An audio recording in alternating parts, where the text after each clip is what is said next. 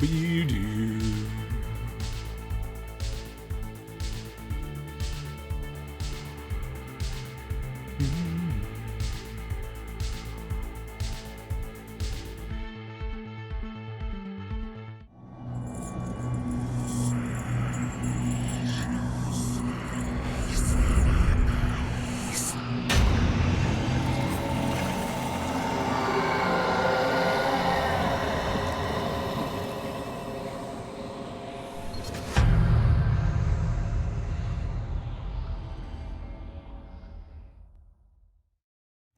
This is your WWE Clash of Champions review for Sunday, September 27, 2020. I am the Solomonster.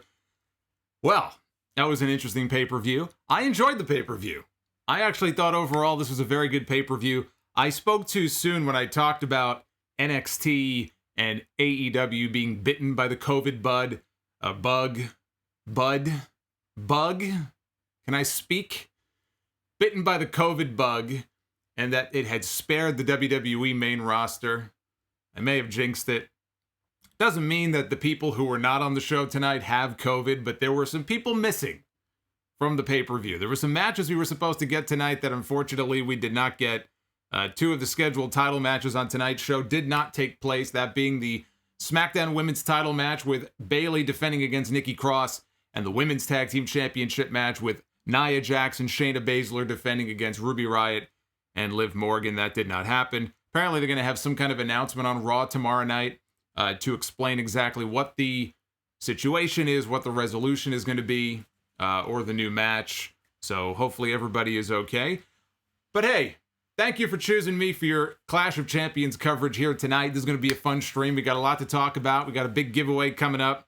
By the way, we also learned the dates for the next WWE Draft coming up. We now know that the draft is going to begin on the October 9th edition of SmackDown. It will be concluding on the October 12th episode of Monday Night Raw. Always good to shake up the rosters, I guess, but again, this is not a company that seems to care about drafts, so I don't see what the big deal is. we got a Raw versus SmackDown champion match again tonight on the pay-per-view, unannounced. Totally pointless. That was probably the single dumbest thing on the entire show. Doing Bayley and Asuka. I guess in their mind, that was a make good for not doing Bayley and Nikki Cross. And then given what they actually did, they would have been better off not doing anything at all. Got Street Profits a few weeks ago against Cesaro and Shinsuke. What the hell is the big deal about having a draft? I say it all the time. This is not a company that does very well when it comes to this brand split stuff. Anyway, hit that like button. If you are new to the channel, please hit the subscribe channel so that way when I go live in the future for shows just like this one, you'll be alerted. And super chats are open. You're going to see them popping up on your screen and coming in all throughout the evening here. You can find the special donation amounts if you're interested in the description down below. I do read each and every single one of them. I do see them, and we'll be doing that later on in the stream. And of course, as always, as is the case every month, your super chat support is always very much appreciated. Now, I mentioned a little while ago, one of the cool things that we're going to be doing tonight is the Wrestle Rumble. It's the NXT Gold Rush raffle. Big giveaway. Big giveaway coming up tonight. I'm very excited about this one and very thankful, as I am every month, to the fine folks at Wrestle Rumble for allowing me to be the master of ceremonies. I'm going to be hosting this thing and picking a winner live on the air tonight, giving away 8 NXT Replica Championship belts. We did a little bit earlier today. Let me just bring this up here. We had Noelle Foley. Now, you see all of the belts that Noelle Foley has in her possession. You see the belts on the ladder. Every single one of those championships, maybe not those. Actually, not sure if it's those. But those are the belts. Those are the NXT championships that one person is going to win tonight. So that's coming up a little bit later on here in the stream. We will be giving away those titles, and I am very excited. We had nearly 5,000 entries. That is by far a all-time record for these contests. And so a little bit later on in the stream, I will be picking a winner, so you'll want to stick around for that. So, with all of the changes that took place, it was pretty late in the day when we found out that these 2 championship matches were not going to take place it caused a few things to be shuffled here on this show. With all the changes, the Raw Women's Championship match, which was supposed to take place on the kickoff show, was going to be Asuka and Zelina Vega on the kickoff show. Instead, that ended up being bumped to the main card. And the SmackDown Tag Team title match was moved down. It was downgraded to the kickoff show. And that was Cesaro and Shinsuke Nakamura taking on the Lucha House Party for the SmackDown Tag Team titles. Good match. Kalisto, he dove out onto Cesaro on the floor. Cesaro caught him. Lince Dorado then, he came on out, collided with both of them, and that gave Kalisto the momentum he needed to take Cesaro over with a DDT. The finish, this was kind of interesting. The finish was Cesaro giving Kalisto the giant swing into a Kinshasa from Shinsuke Nakamura. Now, it's possible they've been using this move for a while now on TV, and I just never really paid close enough attention. But as a finish, I think it's pretty cool. I mean, in terms of execution here, the timing needs a little bit of work. Timing wasn't exactly perfect on this. It's a bit off, but I thought that was it's a cool finish. If they can perfect it and they can nail it down, I think it's a cool finish for them to use going forward. But here's the problem. And I talked about this when I did the predictions for this, right? You hear me talk about it on the podcast every week. All right, great. They beat the Lucha House Party. No surprise there. I expected that. Now what? You got Heavy Machinery. They're busy with some kind of BS lawsuit with Miz and Morrison and Money in the Bank contracts and phony lawyers. Who's left? What other teams are there? They have none. The answer is none. And so you have the same issue with the Raw Tag Team division. You have the same issue with the SmackDown Tag Team division. The tag team divisions in this company are dead. They are dead. And I don't know if they're going to try to address that with the draft. You know, the one thing about this draft coming up, they did not mention NXT. So as far as any of us know, NXT is not going to be part of this draft. So I don't know if we're going to get new teams on each brand. If you put one new team on each brand, you have the same problem. The divisions are dead. So it's hard to get excited about any of this stuff. They retained their titles. All right, well, so what? Who cares? Nothing really to get excited about, unfortunately. And, you know, you had that one, you had the Forgotten Sons. They were on SmackDown a while back, and they were taken off TV. I've heard murmurs about them maybe being brought back. I don't know if that's true or not. But even if they come back again, that's one team. One team does not a division make. You're going to have to do better than that. So they got some big problems as far as the tag team division is concerned. The pay-per-view itself opened with a John Cena narrated intro.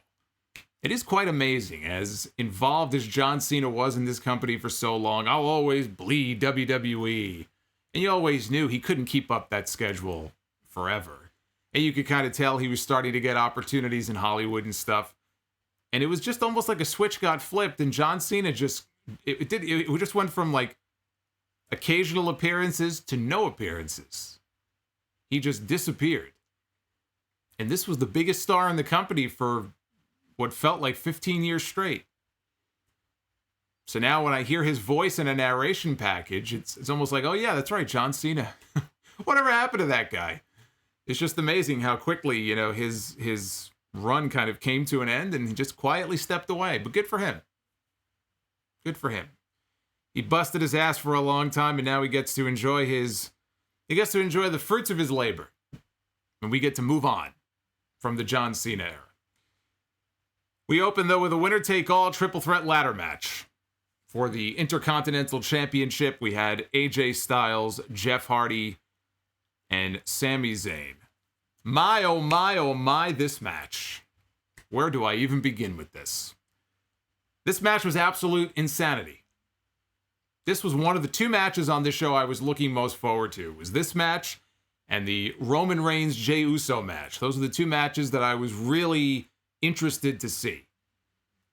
And they opened the show with this, and they ended with the Roman Reigns match. So I always say, you know, it's kind of how you start, how you finish, and then how they fill things in the middle. It's kind of like, well, you might get a mix of good and bad.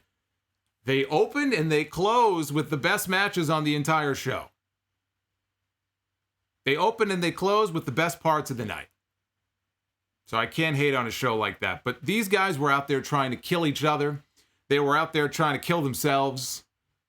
They took a lot of dangerous risks, but they in all these ladder matches and all the Money in the Bank matches, that's all we see, guys taking risks that they don't have to take.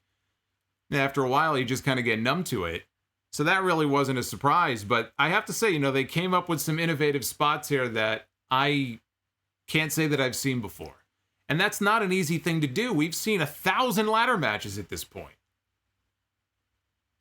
And it could be hard after a while to come up with spots that have not been done before. And these guys found a way to do that. Poor Sami, his back took a beating here, took a lot of abuse. He got shot into the corner at one point, into a ladder that was propped up in the corner. He bounced off of it back first, bounced then onto the top rope, and then bounced off the rope and landed on his head. I don't know how he managed to pull that off, but he looked like one of those bouncy balls in there. Sami had welts all over his body for the rest of the match. He hit an exploder suplex to AJ Styles onto a ladder. That looked like it sucked. Poetry in motion by Jeff outside the ring. Propelled himself off the ring steps. AJ was up against the barricade, so he hits the poetry in motion. But then here comes Sami with the haluva kick, and he sends Jeff into the crowd. Sends him over the barricade. So Sami is climbing the ladder. Styles is outside, and like a javelin, like a rocket, like he's launching a missile. He grabs, I guess it would be a step stool ladder, little tiny ladder, and he just throws it like a dart into the ring, and it hits Sami, or it looked like it hit Sami. It actually hit the ladder, but it made a great sound. And Sami sold it like he broke his hand. Now here's where the replay came back to bite them. Because from the main camera angle, we were right behind AJ. It looked like the ladder caught Sami, and it looked pretty brutal. Then they showed a different view on the replay, and you can clearly see that it didn't hit Sami. So the replay actually fucked them because it made it look worse. So if you forget about the replay, it looked pretty devastating. Hardy hits Sami with a twist of fate, and he starts climbing the ladder. I don't know what happened here. This is one of those things where it looked very messy, but it looked brutal at the same time. Jeff's on the ladder, and Sami is trying to tip the ladder over, and Jeff would fall backwards. So what Jeff decides to do, he decides to start climbing or sliding down the ladder head first. So I guess what he's trying to do is, put all of his momentum forward so he doesn't go flying backwards. So as he's sliding down the ladder, Sami is still flipping the ladder out of the ring. It's not stopping Sami. He's not an idiot. He's flipping the ladder out of the ring. And Jeff, he takes a header out over the top rope. The ladder comes falling along with him. It looked like the ladder hit him on the way down. I don't know what he was thinking. I don't know what he was trying to do. But this looked sickening. We had a ladder bridge on the outside. Sami was placed across the ladder. It was from the ring apron to the announce desk. And Sami Zayn is laid out on the ladder. Jeff Hardy grabs a bigger ladder. He climbs to the top. I mean, you knew where this was going. He hits a swanton bomb off the ladder. Ladder breaks. So did Sami's body. So now they're out. So it looks like AJ's got the match won. He was climbing the ladder. Jeff gets back in. He pushes the ladder over. At this point, they piped in a very fake-sounding "This is awesome" chant, which was completely unnecessary. Sami Zayn, he goes over and he grabs his jacket. He's walking out there every week now looking like Fidel Castro. He's got his jacket out there. He really does. He looks very unkempt. Sami Zayn looks very disheveled. He looks like he's lost a lot of muscle. Not that look, Sami Zayn was never a bodybuilder, but even compared to a few years ago, you can kind of tell he's lost a little bit of muscle. I mean, look, he's had shoulder problems. He's had bad shoulders. So who knows how that might affect, what he can lift and how much he can lift. So you look at Sami Zayn and you really don't think much when you look at the guy. But I think he's been very entertaining since he came back. But anyway, he reaches into his jacket. He pulls out handcuffs. So here's where it got a little weird. He takes the handcuffs over to Jeff Hardy, and he puts one end of the handcuffs through the lobe of Jeff Hardy's ear. This is not the first time that poor Jeff Hardy has had his ears abused. I had people tweeting me saying somebody in the company has an ear fetish when it comes to Jeff Hardy. Don't put these images in my head. But he puts the handcuffs through the loop in his earlobe, and he takes the other loop of the handcuffs and he ties him ear first to the ladder. Now, that's something I can honestly say I've never seen that before. I have not seen that before. That was very, I guess innovative would be the word. I guess that's the word you would use for it. So he gets in the ring. He tries to handcuff AJ Styles to the ring rope, but AJ fights him off. And he takes down Sami, and AJ goes to climb the ladder. And somewhere in here, I didn't see it, but somewhere in here, Sami cuffed himself to AJ. And the camera zooms in on Sami, and Sami's got a big grin on his face, like a Cheshire cat. So now AJ can't climb the ladder because he's got Sami Zayn tied to his ass like an anchor. Jeff Hardy's on the floor. He has now picked up the ladder. The ladder is like a phone next to his ear because it's connected to his ear. He can't unlock himself. He gets into the ring. He's using the ladder to smack AJ with it. Meanwhile, AJ's on a ladder already. So is Sami. Sami pulls out a key and he uncuffs himself from AJ. He cuffs AJ to the ladder. Jeff can't do a damn thing. And Sami Zayn ascends to the top of the ladder and he wins the Intercontinental Championship. He pulls down both belts. I gotta say, this was quite the visual because at one point you have this image of Jeff Hardy with this ladder attached to his ear. You've got AJ Styles handcuffed to the ladder. And now you've got the image of Sami Zayn on top of this ladder holding up two identical Intercontinental titles, celebrating like he just hit the lottery. It was just this great visual, this great sight. This was probably the wildest ladder match that I've ever seen. I mean, we've seen a lot of ladder matches where guys get hurt and they do these unbelievable moves.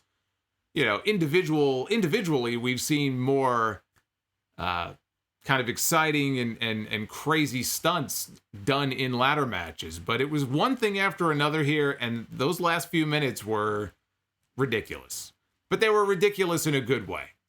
I thought this match was awesome, and absolutely the right man won. I'm glad I picked Sami in my predictions. I know they tried to throw people off on SmackDown by having him win that non-title match, but absolutely the right guy to win here. There's a lot of gas left in heel Sami as the champion. He had his run cut short when he went home. He wasn't the champion for very long. Ever since he's come back, I've been thoroughly entertained. Jeff Hardy, I said, you got to watch because Jeff Hardy, as far as I know, he still has a court date scheduled for tomorrow, stemming from the arrest in October of last year. Unless that got pushed back, he's going to be in court tomorrow. I don't know if it'll be in person. I don't know if it'll be virtually. So don't discount the possibility that that played into the outcome of this match. But court date or no court date, Sami Zayn was the right choice to win this match. So I was very happy to see that. Just a tremendous match to open this show. And I would say probably the best match on the show. I really enjoyed the main event too, but it was easily one of the best things on the entire show, without question. Thank you to everybody who has been sending in super chats. I'm going to be getting to them a little bit later. So if you want to get those super chats or super chat questions in, feel free. I'm always very appreciative. You can find the special donation amounts on the description down below. We got a lot of people tuned in tonight, not only for the Clash of Champions coverage with the contest coming up here in just a little bit, so we'll be getting to that. Drew Gulak. Now, you know you couldn't have a Clash of Champions show where every title is on the line without having the green monstrosity on the line. I mean, I love Truth, but this title is completely useless at this point. So R-Truth is in the back, and of course, he's all paranoid, and he's walking, or he accidentally stumbles into the referee lounge, of course. It's the worst possible place for somebody with that belt to stumble into. He backs out of the room, and it just so happens that Drew Gulak is doing some training in the back. Now, what he's training for, I have no idea, because Drew Gulak has no match on this show. So I guess Drew Gulak just randomly is working out in the hallways on shows that he has no match on. Well, lucky for him, he stumbled upon R-Truth, and there just so happened to be a referee there, so he rolled him up and Drew Gulak will now go down as a 24/7 champion. I couldn't even tell you if he's won the belt before. Maybe he has. I don't know. Who could give a shit? Who cares? Does anybody care? Does anybody actually track the lineage of this belt? Isn't Truth like a 78-time champion or something? Who could possibly give a shit about any of this? But Drew Gulak was the new champion. That's all you need to know. Then we had Asuka defending the Raw Women's Championship against Zelina Vega. Samoa Joe was back on commentary. I'm sure all of you who watched the show are well aware of it because Joe had about 15 cups of coffee before he came out here. He was screaming all night. I was saying, calm down. He was blasting through my speakers here. I had to lower the volume. I mean, I understand being excited about what you do, but my God, dial it back a little bit. Samoa Joe was amped up. Nobody was more excited for this show tonight than Samoa Joe. Or as Scott Steiner would say, Smo Joe. So we had Smo Joe back on the show. Now, this was originally supposed to take place on the kickoff show. It ended up on the main card. Look, I think Vega did fine, but I did not buy into a single near fall in this match. Not one time. Not one time did I really buy into anything that she was doing. Not one time did I buy into the idea that she would have even had a modicum of a chance of beating Asuka in this match. She was working over Asuka's arm. She had Asuka in an armbar there for a little while, so Vega did get some offense in here. I thought the finishing sequence was pretty smooth, the way they worked this here at the end. Asuka tried for the Asuka lock. Vega rolled through for a near fall. Asuka kicked out, and she reapplied the Asuka lock, and this time she got the win.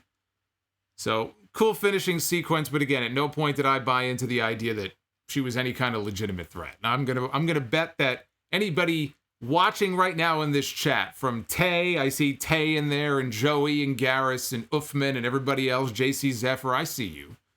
I see you. Everybody in the chat, not a single person bought into the fact that Zelina Vega was going to win anything but an ass-kicking here in this match. It was a warm body to put in the ring with Asuka. Nothing more, nothing less. When the match was over, Charlie Caruso, she was interviewing Asuka in the ring, and she said, she wasn't ready for Asuka. Zelina, she bowed. And Asuka, the little bit of dumb baby face syndrome here, she bowed back, thinking that Zelina Vega was actually being nice to her. She thought she was being very sportsmanlike. So when she took a bow, Zelina kicked her, and Asuka ended up screaming in Japanese, and Vega ran away, and knowing WWE, we're going to have the rematch on Raw tomorrow night. Why? Because why the hell not? She lost, so she gets a rematch. Bobby Lashley against Apollo Crews with Rick O'Shea in his corner. He's not doing much of anything these days, except yelling at people on the internet. For the United States Championship, I called this Apollo 13. This was the 13th straight time on television that Apollo Crews has had a match. 13 straight matches against a member of the Hurt Business. May there not be a number 14. Because after tonight, there is no reason for it. None whatsoever. May this be the last. Apollo hit an enziguri, press slam, standing moonsault at one point for a near fall. Lashley recovered, hit a superplex for a near fall of his own. And he went for the Dominator. Crews slipped out, hit a standing shooting star press. He had a frog splash for a near fall. That was probably the closest he came in this match. Lashley came back. He press slammed him. And he applied the Hurt Lock for the win. So Samoa Joe called it the full Lashley. Because Samoa Joe's been missing for the last couple of weeks. I don't know where he was. I don't know if he was sick. I don't know. So he may have missed the memo. Apparently, the new name of the move is the Hurt Lock. It used to be the full Lashley. I thought that sounded completely stupid. It just was a dumb name for a finish. Thankfully, somebody in the company felt the same way because the Hurt Lock is a much better name. I thought the match was okay. Apollo Crews, hey, look, this guy can't beat Lashley. We get it. We get the message. He can't beat Lashley. Can we move on from this, please? I mean, now I'm expecting tomorrow night we're going to get Ricochet and Apollo Crews against Bobby Lashley and Shelton Benjamin. or Bobby Lashley and Cedric Alexander, because they don't have any other matches to do, apparently. They're stuck. So we just keep saying the same matches over and over and over and over and over again. Enough. Please, let's move on. Let us move on. In fact, we're going to move on right now to the tag team titles. The Raw tag team titles. The Street Profits against Andrade and Angel Garza for the Raw Tag Team Championship. Now, this is what I was just talking about. This is the perfect segue. How many times have we seen Apollo Crews in the Hurt Business? Well, how many times have we seen this? Now, I thought that these guys have been feuding and having matches since June. Michael Cole said that there have been battles between these guys going back to before WrestleMania. Even I didn't think it went back that long. That's even worse. This has been going on all year. And I figured tonight's got to be the night. They're doing this match again. Andrade and Garza, they're on the same page finally. They got rid of Zelina Vega, or she got rid of them. Felt like we were going to get a title change tonight. That's what it felt like to me. Well, and I believe that we were going to get a tag team title change, but sometimes things don't go the way they're supposed to go. Unfortunately, Angel Garza suffered a leg injury, and that may have played a role in the awkward finish. It looked botched, frankly. I don't think it was botched, but it looked botched. It was a very awkward finish. I'm going to assume that happened on purpose because somebody in the back decided to call the match early. You know, the referee threw up the X to let them know somebody was hurt, and they just decided to go to the finish. That's what I'm going to assume. Now, Garza, at one point, I thought maybe the injury happened here, but I went back and watched it. He hit a top rope Spanish fly to Montez Ford, which is always a dangerous move to do. If you don't get your footing just right, your momentum is already taking you backwards. Then you got to rotate your body in midair. It's a very dangerous move to pull off. He barely pulled it off here in this match. It looked like he almost landed on his neck, but he cleared it. And he went for the near fall, and he went for the pin, but he got a near fall out of it. So again, I thought the injury happened there, but it didn't. So Ford went for the tag. Andrade pulled Angelo Dawkins off the apron. Garza gave Montez a knee lift. It was not a flying knee lift. It was just a normal, regular knee lift, like a running knee lift. And that's where he came up lame. So that's where the injury happened. Sometimes these things, it's just a total freak injury. It's like Xavier Woods when he ruptured his Achilles. I think it was running the ropes. You know, when Edge ruptured his Achilles many years ago, and he was out for many months, it was at a house show match against Jeff Hardy. It was in the first 2 minutes of the match on a leapfrog. And then boom, Achilles ruptured. Sometimes that's just how it goes with some of these things. I mean, look, I was just talking earlier today about Ember Moon. You know, wondering if Ember Moon might be this mystery former NXT champion coming back at TakeOver next Sunday. Because they didn't say that it was a male or a female. But Ember suffered a really serious Achilles injury to the point where she wasn't sure that she's going to be able to even come back. How did it happen? She was chasing R-Truth in some stupid 24/7 chase, chasing him into the back. She was going so fast that when she came through the curtain, I think he was standing right there. She had to stop herself. And she ruptured her Achilles. I don't know what kind of injury this was. He went down. His right knee was down. His left leg, he kept it up in the air. So it's like he's on his knees, but he's keeping his leg off the ground. He would not put his leg down. So it's obviously some kind of leg injury. I don't know if it's the knee. I don't know if it's the quad. I don't know if it's the Achilles. None of those three are good. If it's any kind of a tear or anything, that ain't good news. So I don't have the latest update. I'll check in a little bit and see, and maybe somebody in the chat if you guys hear anything, because I don't have it open right now. But clearly he did hurt himself.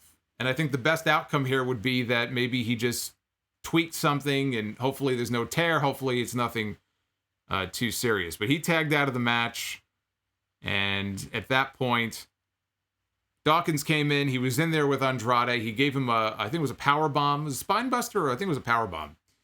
And went for the pin. Andrade clearly got his shoulder up before the 3 count. Referee counted 3 anyway. Even the announcers thought, oh, he kicked out. And then the bell rang. So even the announcers were confused by this. They ran a replay. They said, well, the referee botched it. The referee, he missed the call.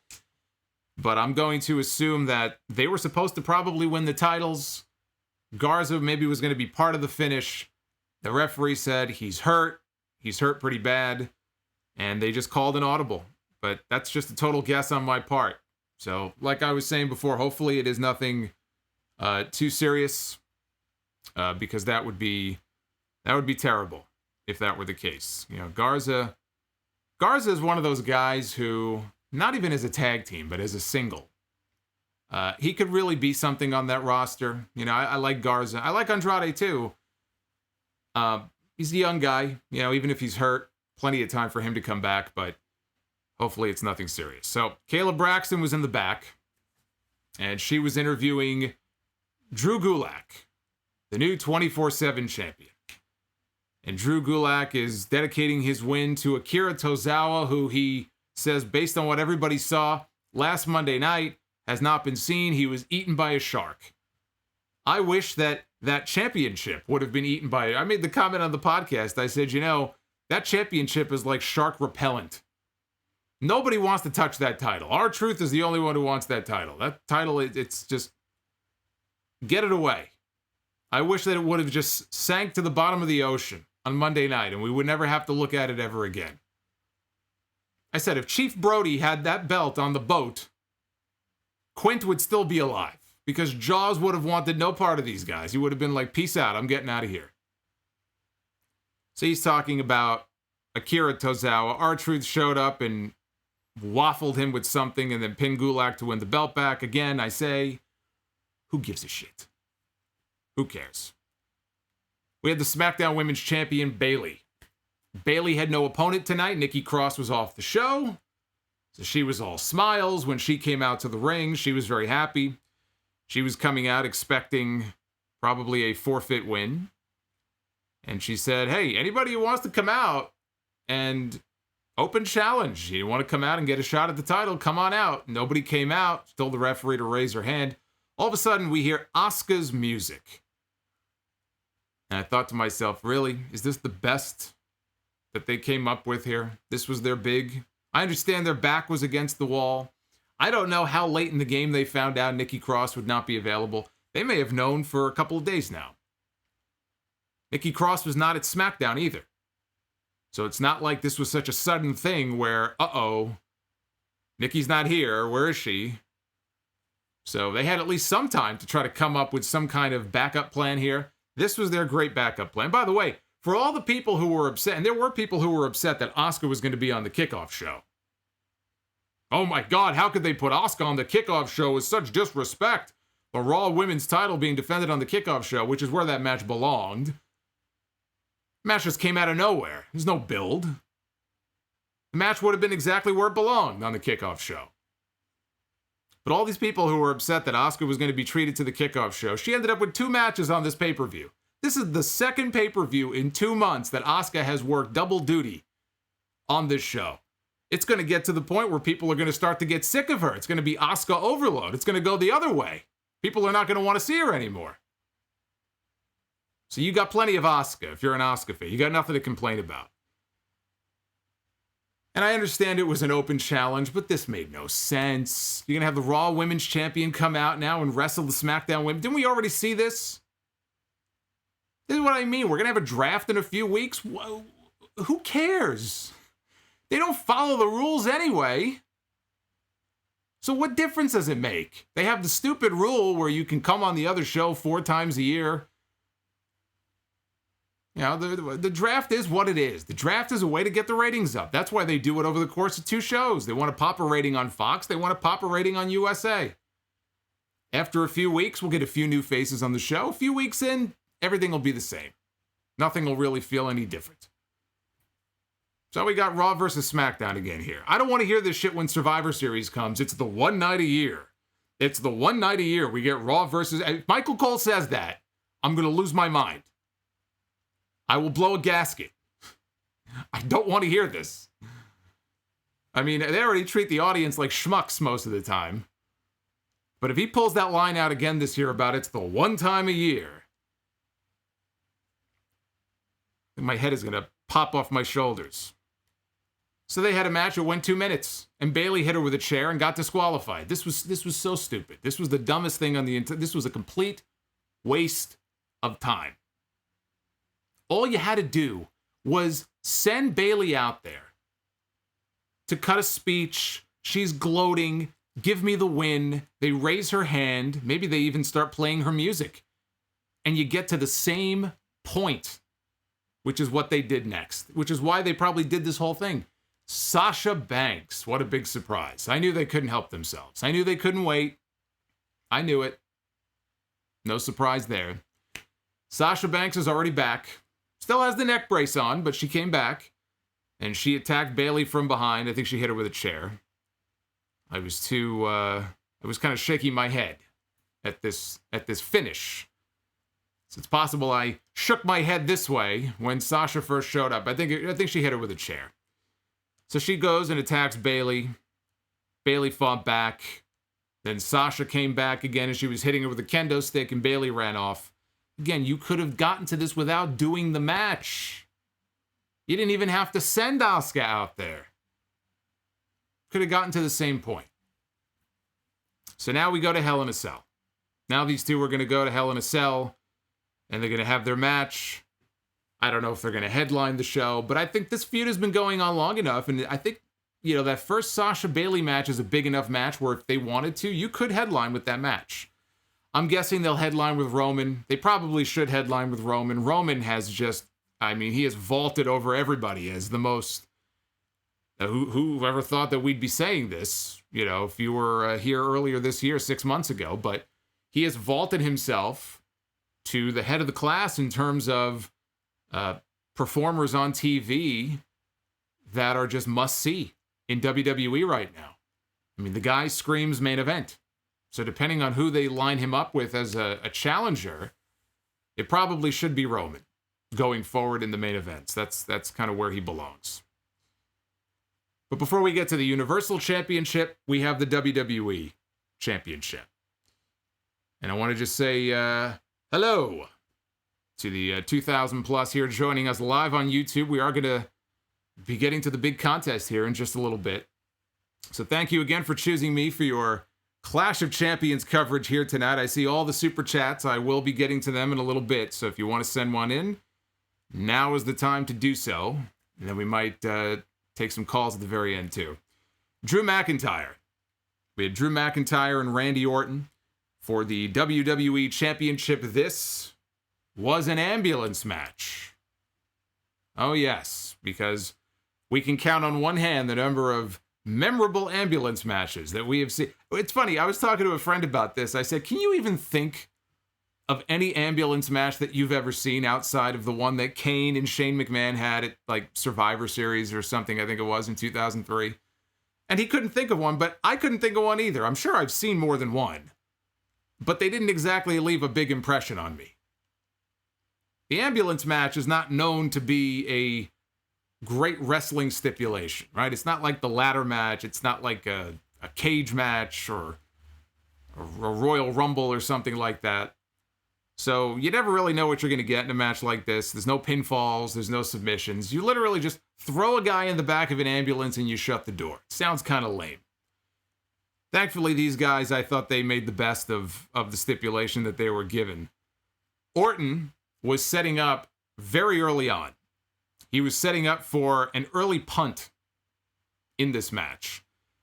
And we see somebody reach and grab his ankle. Now, at first, we couldn't really tell who it was. We just saw the hand. And then the camera pans in, and they show the person's face, and he's got a bandana over his mouth and his nose, and he pulls the bandana down, and it's the Big Show. The Big Show shaved, which looks very strange. If you put some long hair on his head, he would look like the Giant from WCW all those many years ago. He's like a new man. He shaved 10 years off his life by shaving that shit off his face. So it's the Big Show, and he had this weird smile, creepy smile on his face. I thought at first, I'm thinking, I see the thing, I'm like, did Big Show join Retribution? Is this where as if I thought Retribution couldn't get any worse. Now they're going to throw Big Show in there. So I didn't know if he joined Retribution. He looked like a gangster. That's what he looked like. So he pulls the bandana down, and he drags Randy Orton out of the ring. Now, the last time we saw the Big Show, he was punted by Orton in the head back in July, and he was left for dead. This is the match they had, that non-sanctioned match on Raw back at the Performance Center. So he drags Orton outside and gave him a choke slam through the announce table. He lost him on the transfer. He kind of lost control of Orton, but Orton still fell through the table, and the table broke anyway. And with that, he left, and we never saw the Big Show again. He came, he made his mark, and he went to the back. So with that, Drew McIntyre took over, and he was beating on Orton all the way down the aisle to the ambulance. Orton dodged a Claymore kick at one point. He was pressed up against the open driver's side door. He ducked right into the driver's side seat, right in the nick of time. Drew kicked the door off its hinges with the Claymore. They brawled into the backstage area. And up next, we had the ghost of Orton's Christmas past. The next ghost. The first ghost was the Big Show. That was ghost number 1. Ghost number 2 was Christian. Christian was the first person after Edge. Christian was the next victim of the punt kick. We haven't seen Christian since. So he grabbed Orton. He threw him into a table nearby that was full of catering. I'm surprised we didn't see Mustafa Ali over there, chowing down on his dinner. I mean, he hasn't been doing much of anything else. I guess he was on Main Event again this week.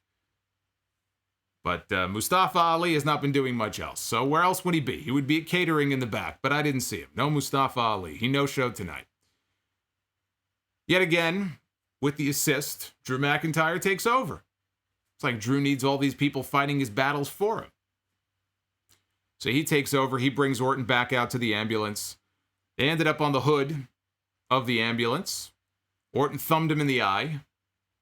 And McIntyre, he shoved Drew. Orton shoved Drew backwards. And Drew landed back first on the windshield. And he shattered the windshield. And I'm just thinking, and I just commented on this on the podcast the other day, and I'm just thinking to myself, this has not been a good month. The month of September has not been kind to vehicle windshields. We had the parking lot fight in AEW with people going through windshields. We had Sheamus putting Big E through a windshield. We had Big E coming back and putting some security guy through a windshield. And now we have Randy Orton putting Drew McIntyre through a windshield. I'm pretty sure all of these things happened in the month of September. So this has not been a good month for windshields, but it has been a good month for people who install windshields. So we at least know one industry that is surviving very well thanks to all of these wrestling companies here during this pandemic. If you are a company that manufactures car windshields, ambulance windshields, business is booming. Thanks to pro wrestling for you. Orton now was on the roof of I think he threw Drew off. Drew's on the floor. And now Orton is on the roof. Look at that. X-Pac rule. That one guy in the crowd. Look at his shirt open. Look at this. Look at this freak. X-Pac rule. X-Pac's one fan back then. There he is, right there in the super chat. Orton's on the roof of this ambulance. And all of a sudden, behind Orton, we see the next ghost, Shawn Michaels, who's going to be on NXT this week. He's going to be hosting a face-off between Finn Balor and Kyle O'Reilly. Shawn Michaels, the victim of you would never know. You would never know, because he got punted and RKO'd back-to-back and got right back up. So I don't know why Shawn Michaels was that upset. Didn't seem to be that impacted by the punt kick, but Shawn Michaels hit a super kick, and then he shoved Orton backwards. There was a crash pad. They didn't show us, but he fell off the roof of the ambulance and landed on the crash pad. So now McIntyre picks up Orton. And he's got Orton on his shoulders, carries him to the back of the ambulance. He's going to put him inside. Orton slips out, though. He gives Drew an RKO on the floor. Orton takes Drew, puts him in the back of the ambulance himself. And he is taking... It's like when you see a wrestler in a ladder match, and they're climbing, and they know they're not going to win, right? But the other guy is too slow. Maybe they're going too fast. He has to slow himself down. And he is crawling the slowest crawl you've ever seen. Slowly reaching up for the title. That's what this was. Randy Orton took his sweet-ass time closing these ambulance doors. And you knew he wasn't winning. Why? Because it was WWE. Because the announcers were talking about the fact that Orton's going to win the title. As soon as they say that, you know that Orton's not going to win the title. So you can thank Corey Graves and Michael Cole for spoiling the outcome as they do every month. So as he's about to close the doors, Drew reaches out. He thumbs Orton in the eye. And he exits the ambulance. And he connects with the Claymore kick. And Drew lays him out with a Claymore kick of his own. So now he's putting Orton in the back of the ambulance, and now Drew has second thoughts. And he drags Orton where his head is kind of hanging out of the back of the ambulance. And Drew backs up, and he comes in, and he nails Orton with a punt kick of his own. And that was the exclamation point on things. I like the way they kind of tied the whole story together. You know, he didn't want to end it with he wanted to end it with the same move that Orton put him out with and everybody else out with. So he punted him in the head, and then he closed the doors, and Drew McIntyre retains the WWE Championship. The referee is then banging on the side of the ambulance, telling the driver to go ahead and drive. The guy's not moving, so the referee goes to the front of the ambulance to see what the holdup is. You know, what's going on? You know, why is this guy not moving? And he goes to the front of the ambulance, and who does he see in the driver's side seat but the Nature Boy Ric Flair, the last victim of Randy Orton's punt kick. And there's Ric Flair sitting in the driver's seat, and Flair says that he promises not to break the speed limit, and he begins to drive as slow. He's driving his age. I would imagine that Ric Flair in the front of this ambulance driving the way he was. If you live in Florida, there's a lot of drivers that look like Ric Flair who probably drive about as slow as Ric Flair was driving here. I mean, how could the guy drive fast anyway? The guy's got a shattered windshield. He can't see a freaking thing. So he's driving 3 miles an hour. I mean, I didn't expect him to floor it. That would have been kind of funny, actually. But there's Ric Flair, and he gets his... I was a little worried that Flair was going to come out and they were going to do the swerve where we think he's going to attack Orton, but he low blows Drew. Thankfully, they didn't do that. I thought the finish was neat. I thought it was a very good match. I enjoyed it. I did like the match. Orton getting his comeuppance from all of his victims was a nice way to kind of tie that story together. And, I mean, this looks like they're going to go for the Hell in a Cell match. That's what it looks like to me, because now the excuse is that Orton comes out on TV and says, yeah, well, you know, you may have won, but you didn't beat me because you needed help. You needed help from The Big Show. You needed help from Christian. You needed help from Shawn Michaels. You couldn't do it on your own. And that then sets up one last match inside the cell where there is nobody to help Drew, and Drew has to win on his own. That's where I see this going. I don't like it. I don't see the need for this match. That's 3 straight pay-per-view losses now for Orton. He lost at SummerSlam. He lost at Payback. He lost at Clash of Champions. That should be the end of Randy Orton as far as getting title matches. I don't care who he is. I don't care how many championships he's had. I don't care how big of a star he is. 3 straight pay-per-view losses. Move to the back of the fucking line. There's really no need to see another match between these two guys. But that's where it looks like this is going. It's not like they have a whole bunch of people lined up anyway. I mean, you got Keith Lee. I could see Keith Lee being added to this. Keith Lee has business with both these guys. Drew McIntyre still has not beaten Keith Lee. Keith Lee beat Randy Orton. Keith Lee has a claim. He has a legitimate claim to being part of this next championship match at Hell in a Cell. Maybe we get a 3-way inside the cell. I mean, what else is Keith Lee going to do? He wasn't on this show. Unless he's going to be wrestling some member of Retribution, maybe him and Dominik Dijakovic, if they want to actually draw upon the history between them. Which it doesn't seem like they have any interest in doing. You know, when you come up from NXT, it's like your whole history there didn't exist. You go from NXT to being fucking slapdick on TV. That's how it works in WWE. So we'll see where that goes. What's going on, guys? We are now at the main event. This is the big match. This is the match I was most looking forward to here on this show. This is the match I was looking forward to the most. And I gotta tell you, it delivered. They impressed me with what they did here. And this is not always the case with these main events. There have been times where these pay-per-views will go off the air and it's a very sour ending. They leave a very bad taste in my mouth with this stuff, where they give you some kind of fluky, stupid finish. What they did here, I felt like they handled everything perfectly in this match.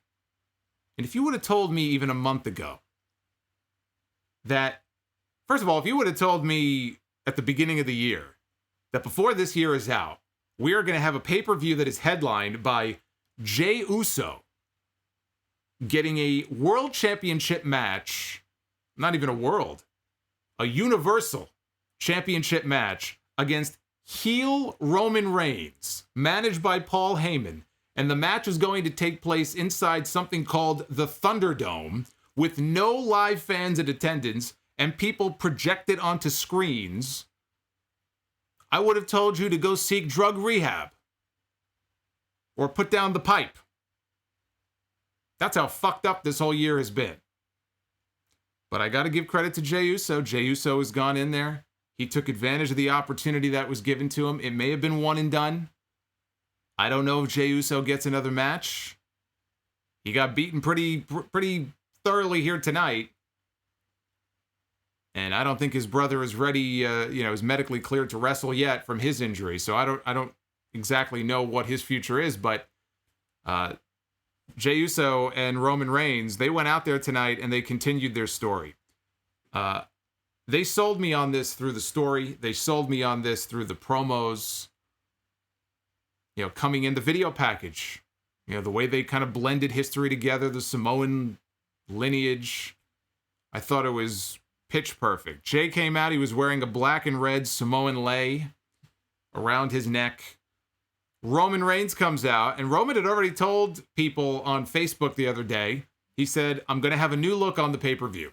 He goes, you're never going to see me wearing tights, like he did back in FCW when he was Leaki. That was the Leaki days of Roman Reigns in developmental. He goes, you're not going to see that. I'm going to keep the black pants, but no more vest. I'm not going to be wearing a shirt. And he came out, and look, the guy's got all the tribal ink on him like The Rock does. So it was kind of foolish in a way to cover all that up.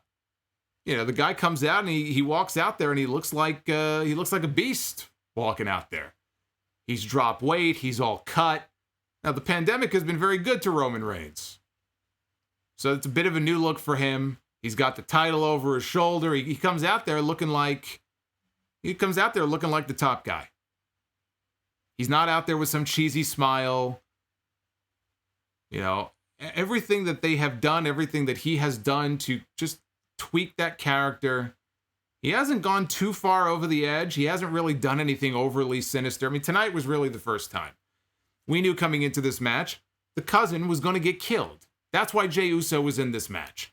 Jey Uso was in this match to solidify the Roman Reigns heel turn. If you did not think that Roman Reigns was a bad guy before this pay-per-view tonight, they wanted you to believe that he was by the time this event was over. And that's the reason why Jey Uso was in this match.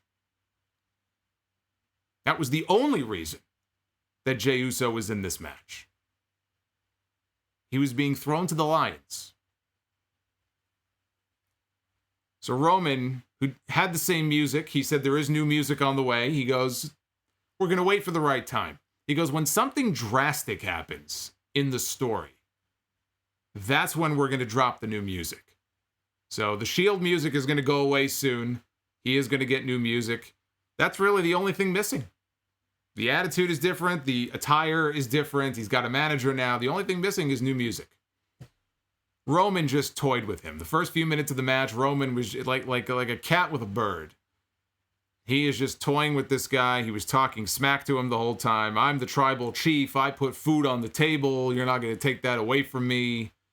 Michael Cole talked about Jey just looking like he was in way over his head. Like he just didn't belong in there. So Jay finally starts the fight back. He hits a Samoan drop for a near fall. I mean, you didn't think we were going to have a match with two Samoan guys and not have at least one Samoan drop. I mean, come on. You knew it was just a matter of who's going to hit the move first. So we got a Samoan drop. Jay was setting up for, I think, that hip check that the Usos do in the corner. With the ass splash, whatever you want to call it. He was setting up for what I think was a hip check in the corner. Roman pops out, hits a Superman punch. So down goes Jey Uso. He rolls out to the floor, and Jay's trying to kind of help himself up using the announce table. He gets into a game of fisticuffs with Roman that probably won't end well for him, and it didn't. So Roman is just talking shit. And this is the other element of the Roman Reigns character now that I am enjoying. It's the trash talking. We've come a long way from the days of Jack and the Beanstalk and Suffering Succotash. Remember that? Suffering Succotash. Then he winks in the camera. I could feel the vomit coming up right now. We've come a long way from those days where Vince McMahon was hands-on with all of his promos to having Roman Reigns out there just talking shit. Like it was a street fight. And they had him all mic'd up so we can hear everything that he was saying. They had the whole ringside area mic'd up so we could hear everything. This is that ass whooping that I promised you. I told you. Take the payday, take the ass whooping. This is that ass whooping that I promised you. Jay rallied. He shoved Reigns shoulder first into the ring post. Clothesline Roman out of the ring. Uso dived through the ropes. Roman now is on the opposite side in the aisleway. Another Uso dive takes him down. So we get a super kick by Jay for a very close near fall. And I was hoping they would do this. I didn't want this to be a straight squash. There had to be a point in the match. Jay's getting his ass kicked. There had to be a point in the match where he rallies or Roman makes a mistake. He gets too cocky. And Jay gets at least that one big near fall. He got about 3 or 4 of them here in this match. And whether it was actual crowd noise from the Thunderdome people or probably the fake crowd noise, it worked here. You know, people, you know, they had the sounds were going where it sounded like everybody was all amped up. It felt like a pay-per-view main event. So he got a few near falls here. He went for an Uso splash. It got foiled, so he came off. He rolled through. And Roman hit a jumping leg lariat for a near fall. We got a new move from Roman Reigns. Remember when John Cena tried to incorporate some new moves into his arsenal? Everybody used to say, oh, the 5 moves of doom, the 6 moves of doom. So he introduced a new move, which was, I think, his jumping Rana, which did not always look so smooth. Actually, the one that never looked smooth was that diving cutter, which was awful.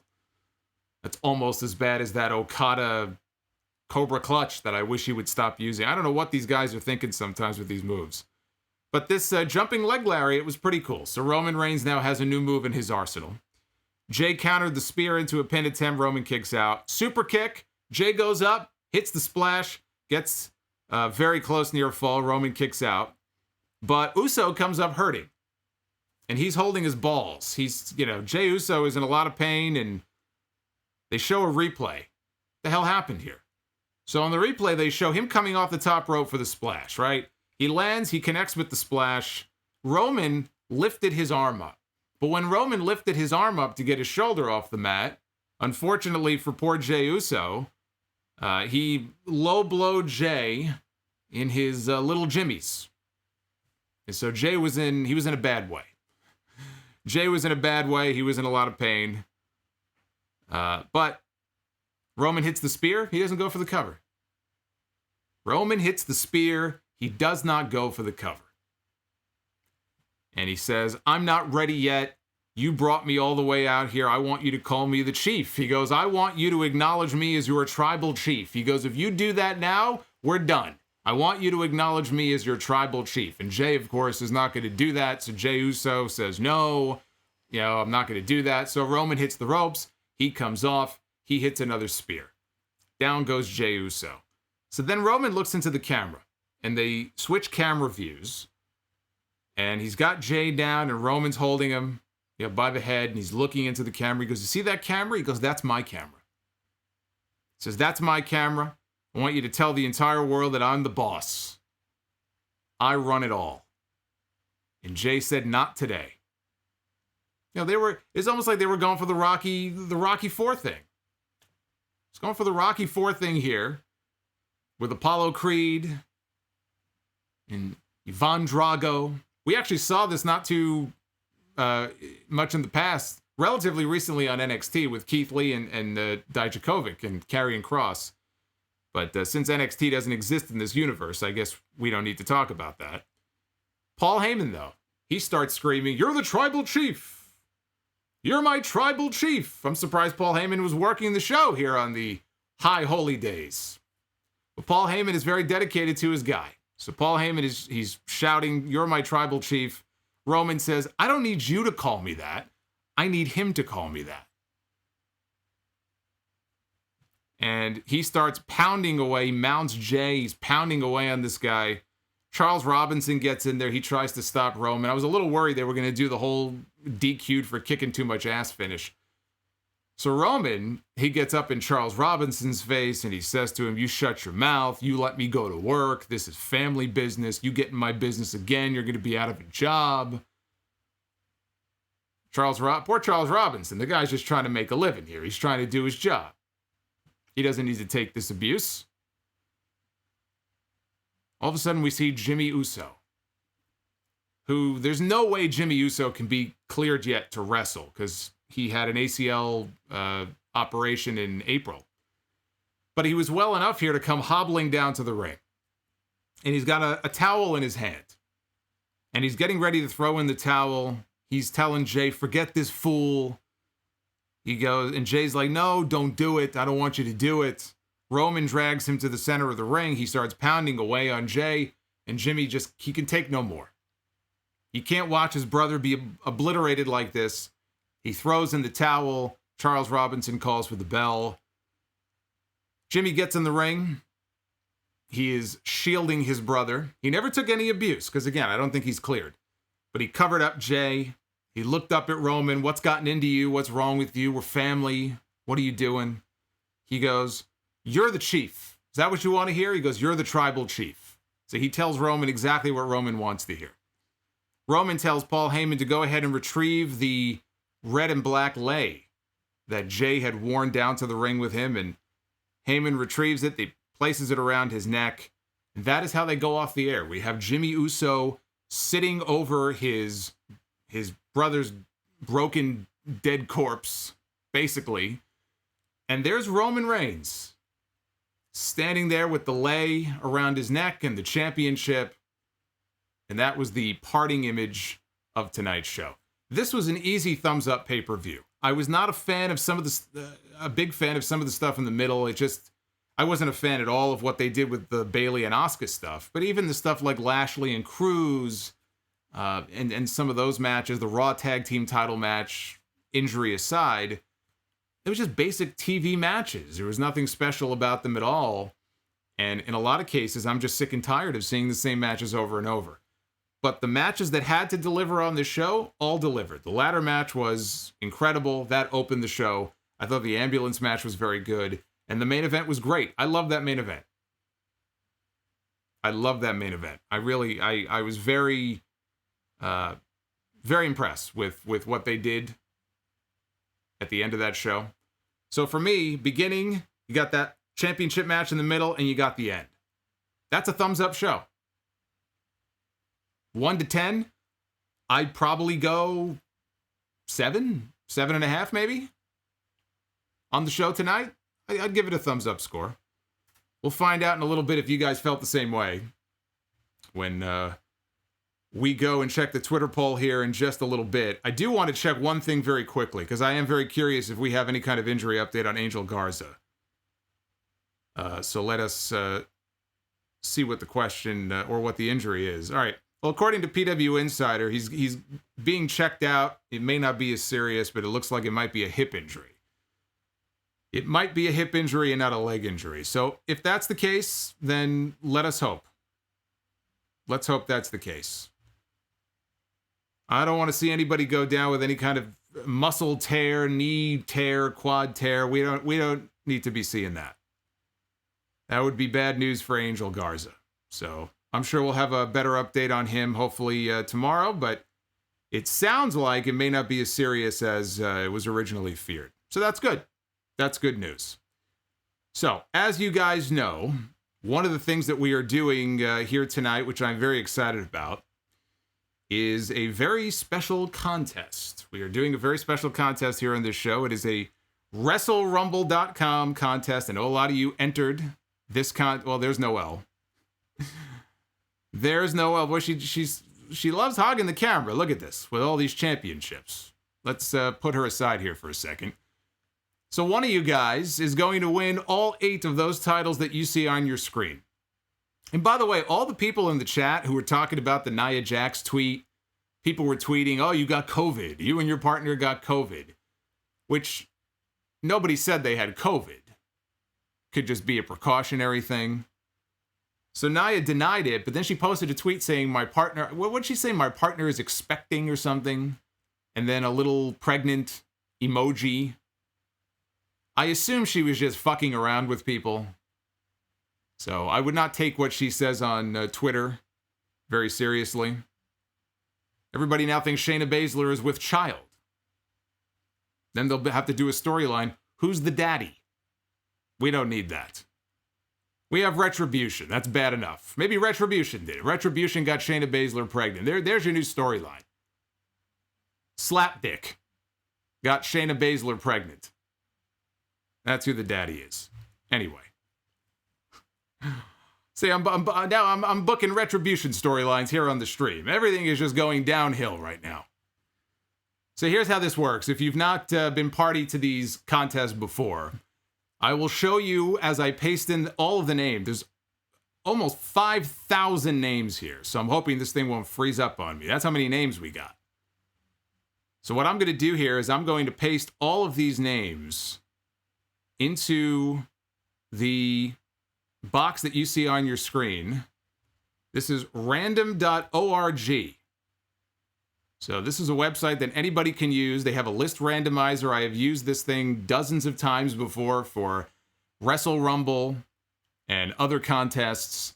It is completely random. What you see here, and I can't possibly scroll through the whole thing, but these are all of the names. And there are some repeat names because some people paid for multiple entries, but they're all in here. See? Totally randomized. I'm going to click the randomize button. When I do, let's see. This is Clash of Champions 2020. So from the numbered list, whoever is listed in the number 20 spot, you are the winner of the contest. That is how this is going to work.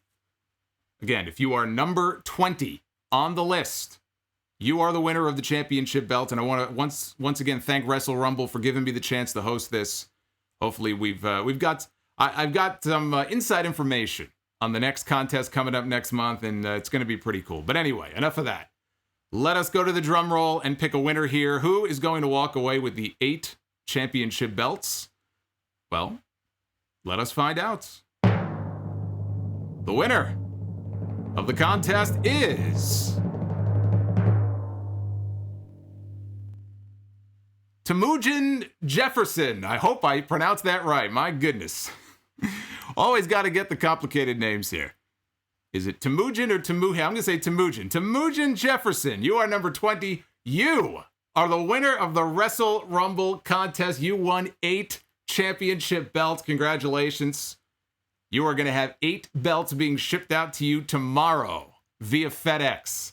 That is going to be one hell of a delivery that you are getting.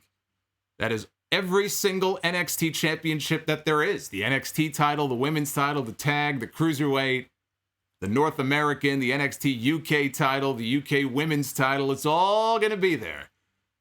And then make sure that you tweet photos and tag me. Tag at Wrestle Rumble on Twitter and tag at Solomonster.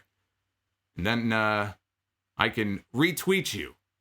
And you can show everybody all the championships that you just won. So there it is. Number 20, Temujin Jefferson. Again, congratulations, my friend. Enjoy your belts. I have 2 belts behind me here. If I bring it up right now. I got 2 belts over my shoulder. And I have another one, the Intercontinental, sitting somewhere that I got many years ago. I don't even know what I would do with 8 belts. I don't have enough room on the wall for it. So congratulations, though. I love doing this. I love picking winners and giving things away like that, so it's very cool.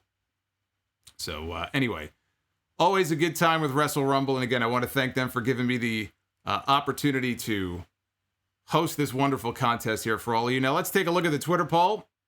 What you got? Oz and Glorious, thank you for the $5 super chat that has invaded my screen.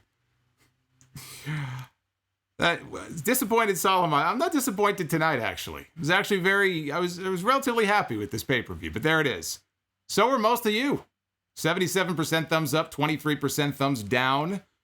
That is the verdict. 1,700 plus votes already in. So if you have not already voted, this poll's going to be up for another couple of days. You guys got plenty of time to go ahead and vote and let me know what you think of tonight's pay-per-view. That is the Clash of Champions pay-per-view here tonight. There we go. Couldn't get it back on me there for a second. So let me take a look here, get all caught up on some of these super chats and super chat questions that you guys have been sending in. So now's a good time if you have not yet sent one in and you want to, you have a question, I'm here to answer them. These are the ones that I'm going to be answering. So go on and you see that $ button in the chat. If you want to get in on the super chat action, that is the way to do so. I got to scroll all the way back here. Here we go. We got to go all the way back to earlier tonight when they first started coming in. And we'll do some super chats, and then we'll probably take some calls, right? If there's any late-breaking news coming out of the pay-per-view, injury news, we'll have that for you here in a little bit as well. Garrus Vicarian, it is the gift of Solomonster. Yes, he is joining us tonight. Garrus, thank you very much. Chris Quillman, do you think The Fiend will go to Raw during the draft? If so, does Alexa go too? Yeah, I don't think they would split the two of them up. I mean, clearly they're in the middle of this storyline. I was intrigued by what they did on Friday night when Roman came out and Alexa was giving him the evil eye. Why would you break? I mean, they already broke up Otis and Mandy. Wait, they're just going to break everybody up? I wouldn't break them up yet. If you're going to do something, you got to see this storyline through to the end. Mr. Uzi Gamey. Main event had good storytelling, but it was dragging on. Could have been shorter. First 10 minutes was Uso getting thrown out of the ring. So that was his opinion on the main event. M. Bison, I need more belts. Well, hey, you got to spread the love. Marty won the contest a few months ago. You got to spread the love around. You can't be taking up all the belts here. Jacob Donnelly with the $10. Overall thumbs in the middle show. Loved the ladder match and loved Roman versus Jay. Hated the ambulance match. And everything else felt pointless. The one and only with the $5. Draft. LOL. No more dancing Fox executives this year. Oh my God. I forgot about that. I forgot how excited all the Fox executives were when they drafted Natalya. Didn't they have the Fox robot, like the football robot was dancing and stuff? Because they drafted Natalya. Yeah, let's hope they keep that at home. Willie Eichert, I was actually entertained with the show, especially the main event. We need more of this Roman. It's too bad we didn't get this Roman 5 years ago, or 4 years ago, or 3 years ago, or 2 years ago. It took until there's no fans in the buildings during a pandemic. But they finally did it. Evan Watson, is the Hell in a Cell match going to be Uso Reigns instead of Orton McIntyre? Why do the referees keep botching counts? Again, I don't think it was a botch. I think they probably just called an audible because of the injury and ended it early. Harold Warren, WWE Tag Teams, has been a hot mess for a long time. Yes, it has. Naif Al-Safar, thank you for the 10. T Swift's 12th ex-boyfriend. Oh, Taylor Swift. I see. I was thinking T-Bar. You got to spell these things out here. I assume that means Taylor Swift's 12th ex-boyfriend. Yes, sent in a super chat. Dop with the $5. Really enjoyed that main event. Reigns was on fire tonight, and his trash talking was the highlight for me. John Falchetta. Sami is like a mix of Necro Butcher and Fidel Castro. Yes. A little bit of Seth Rogen thrown in there as well. Probably about 40 pounds lighter, but I see a little bit of Rogen in there as well. Mr. Uzi, do you think Sami Zayn looks like Seth Rogen? Holy shit. Do you think Sami Zayn looks like Seth Rogen? I swear to God, I did not look at that chat before I said that. Wow, that is eerie. So yes, actually. I guess I just answered your question. I do think he looks like Seth Rogen. Holy shit. I could not have timed that any better. Wow. CTM. I've been listening since 2011, just thanking you for helping me through a breakup with my future ex-wife. And my Monday work schedule. Stay healthy and keep doing you. Love from Iowa. Well, thank you. I'm sorry to hear that you're going through some troubles right now, but I'm here every week. I'm not going nowhere. Brian Becerra with the $20. I really enjoyed the main event. Thank you, Brian. Lifter with a couple of super chats. Asuka is Triple H of 2002. Push somebody new. See, it's already starting. It's already starting, the Asuka backlash. You keep putting her out there for multiple matches on pay-per-views, people are going to get sick of her. This is what happens. Mr. Uzi says, Bobby Lashley versus Bobby Lashley. Okay. CTM again, I meant ex-future wife. Also Mad Bro, Sad Bro, ex-future wife. Okay. Jared M. Jared always joins us. Jared with the $25. Thank you. I appreciate that. Lord Frieza. I enjoyed the Roman match. Him being a heel is one of the reasons why I try to peep the show. But other than that, Solomonster is the one doing God's work by watching Raw and Smackdown. Well, Smackdown was easy to watch this week. Raw was just a fucking bore. Domination Warrior, best wrestling show of the decade. NXT, AEW, or Lucha Underground. That's tough because that would include all of the early years of NXT, which I really enjoyed. Boy, that's tough. Best show of the decade. I probably would go Lucha Underground. I loved Lucha Underground. It was different. The characters on that show that they introduced me to, the look of the show, the feel of the show, even the commentary. Matt Stryker together with Vampiro, I enjoyed them. Stryker could be a little obnoxious, but I'd go Lucha Underground. Teddy C with the $2, thank you. Hyronics. Just change the 24/7 title to a promo belt. You win the belt by making the champion corpse on camera. Lifter, they buried Drew. Needed 10 men interfering to win. Well, that's probably why Orton is going to want a rematch next month. So that's why I think we're getting a cell match. Robert Kaplinger, can you give my girlfriend Karen Hernandez a shout out for watching the raffle for me while I was working Uber Eats? Well, shout out to Karen. The contest is over, so I don't know if Karen is still watching. But Karen, if you are watching, thank you for tuning into the stream and helping a brother out. Robert appreciates it. Monster Balls. Shayna Baszler is very sexy. I would marry her. Oh, I think we may have just found the father then. And Oz and Glorious with the $5. Could not care less about WWE, but I know all about it thanks to the man who keeps us sane, the Solomonster. Well, we got a lot of people who don't watch WWE, but they tune into all of the streams and they keep up with everything through this podcast. You are in good company. I don't know if that's a good thing so much for WWE, but it's a great thing for me. So, Monster Balls again, Clash of Champions. Better than watching Giants and Jets games today, yes. Giants, Jets, Mets, and all the rest. Who needs them? KC to Most, good WWE pay-per-view tonight. It's been a while since I said that. As always, your shows keep my spirits up through this very difficult time without a home. Yeah, I think you mentioned that the other day, and I was very sorry to hear that. So, hey, like I just told the other guy, you can count on the show every Sunday and the streams every week. So as long as you keep listening, I'll be here. And Paul Hamilton with the $50 super chat. Bomb!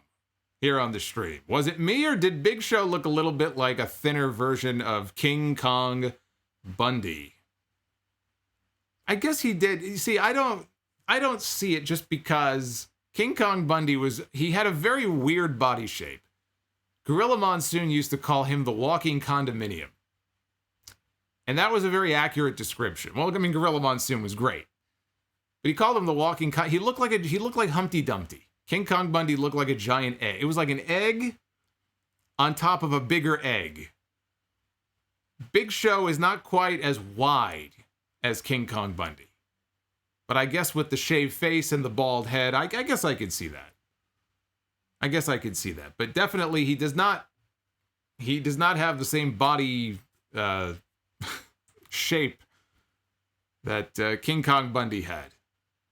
So I can't necessarily say that they look identical. And Casanova King with the $20. Buy or sell on the more important WrestleMania match, Rock versus Hogan or Warrior versus Hogan. I don't know that either one was important. I think they did well, like box office wise, sold a lot of tickets. They were big attractions, but did they have long-term implications on the company? Not really. I think that was the hope with the Warrior. Warrior got almost a year with the belt, and they took it off him and put it right back on Hogan. So it's not as if Warrior wasn't already a star before he beat Hogan. I mean, maybe he was a slightly bigger star after that, but it's not like, hey, we just crowned the new guy who's going to take the torch and run for the next 5 years. It went right back to Hogan. Rock was on his way out. They called it the present against the future. The future, I mean, Rock was already 1 foot in the Hollywood door. So he didn't really spend too much time with the company after that. And Hogan, again, it was a big attraction, but I don't know that I would call either match overly important. I mean, there were matches you could look at. Bret Hart versus Steve Austin. That was an important match. There were matches you could look at like that made guys. I wouldn't say that either one of these were important. Which one do I think maybe was the bigger attraction? It's hard for me to vote against Hogan Warrior. I was a young fan back then. That was a big deal to me. Oh, boy. Both in the same building, too. I don't think I can put Rock Hogan over Warrior Hogan. And I called Rock Hogan on the podcast at a 5-star match. I did say that. But it's the little kid in me. I don't think I can vote against Warrior versus Hogan. So I think we're caught up for the time being, I believe, on the super chats. Again, if you want to send in any chats, any questions, I will be, we have a few more. I'll be more than happy to read them. You just got to send them on in. Naima Khan, just imagine dancing to getting slap dick on your brain. Yeah. Let's see those Fox executives dancing up and down when they get T-Bar. When they get what's Mercedes Martinez's name again? Retaliation. Fox got retaliation. Oh, joy. Hey, we got slap dick. Let's do a cartwheel. Yeah, put that on TV. And Ricardo, did you get a chance to see WWE's Untold with Cena and Edge? I highly recommend it. No, I did not watch it yet. I'm in the middle of watching the Broken Skull sessions with Kurt Angle. I'm only about 40 minutes in. It's like an hour and 45 minutes. It's great so far. It really is. Kurt he's telling all kinds of stories. They got some great footage. That they actually have footage in there of him training when he first was signed with Dory Funk Jr. in the ring, and Dr. Tom Pritchard is there. They have that. It's really good so far, and I'm not even done with it yet, so I'll have to get to that at some point. But definitely, I'm not done with it, but definitely check out that Broken Skull sessions if you haven't seen it yet, because so far so good. It looks pretty damn good. Honestly, all of them. I have to tell you, all of them have been very enjoyable. All the interviews that Austin has done so far. Big Show, Goldberg, Undertaker, Flair. They've all been great. He's got to get The Rock in there. Somebody tell Austin he's got to get The Rock in there. They get The Rock on the Broken Skull. I know The Rock is a busy guy, but you got to get The Rock on the Broken Skull sessions. You got to give the people what they want. All right, one more super chat here that just came in. As I have to do it a different way now, so I have to constantly refresh the list. It's Monster Balls. Better pipe bomb moment. Hulk Hogan shoot at the Bash at the Beach, or CM Punk worked shoot in 2011. I even hate that word at this point. People use it so much, you know, pipe bomb. I mean, Punk was weaving in real feelings into his promo. It was, you know, for Punk, it was a moment that really made him. It gave him this whole new phase of his career. The Hogan promo was legendary for a whole other reason. I wouldn't call it a pipe bomb. So I'd probably go with Punk. So you see the phone number on your screen. If you want to try to call in, I'm only going to have, 6 or 8 lines open. We'll take a few calls. I don't want to go too late here. If you want to give it a shot, lines are not active yet. That's the phone number on your screen, 989-282-SOLO. If you want to try to give a call, if it's busy, you can keep trying. Jared Simmons, thank you for the $5. I became a fan of yours when I found you years ago on TV Tracks. What happened to, what happened to Tracks? Well, he decided to go do other things. He just decided that he had had enough and, updating YouTube and videos that, he had to edit and stuff like that. And he just decided that he wanted to go do other things. Tracks was great. Tracks was a very big part of why a lot of people discovered my show in the first place. I already had an audience, and he was a fan of my show and started running clips. We had, an agreement, and he had permission to run clips from other shows as well on his channel. It wasn't just mine. But he was that big of a fan of my show. He would listen every single week, and he had more subscribers than I had. So, it was kind of like a mutually beneficial type of thing. And I can't tell you how many people tell me, hey, I discovered your show through TV Tracks. But yeah, unfortunately, he had enough.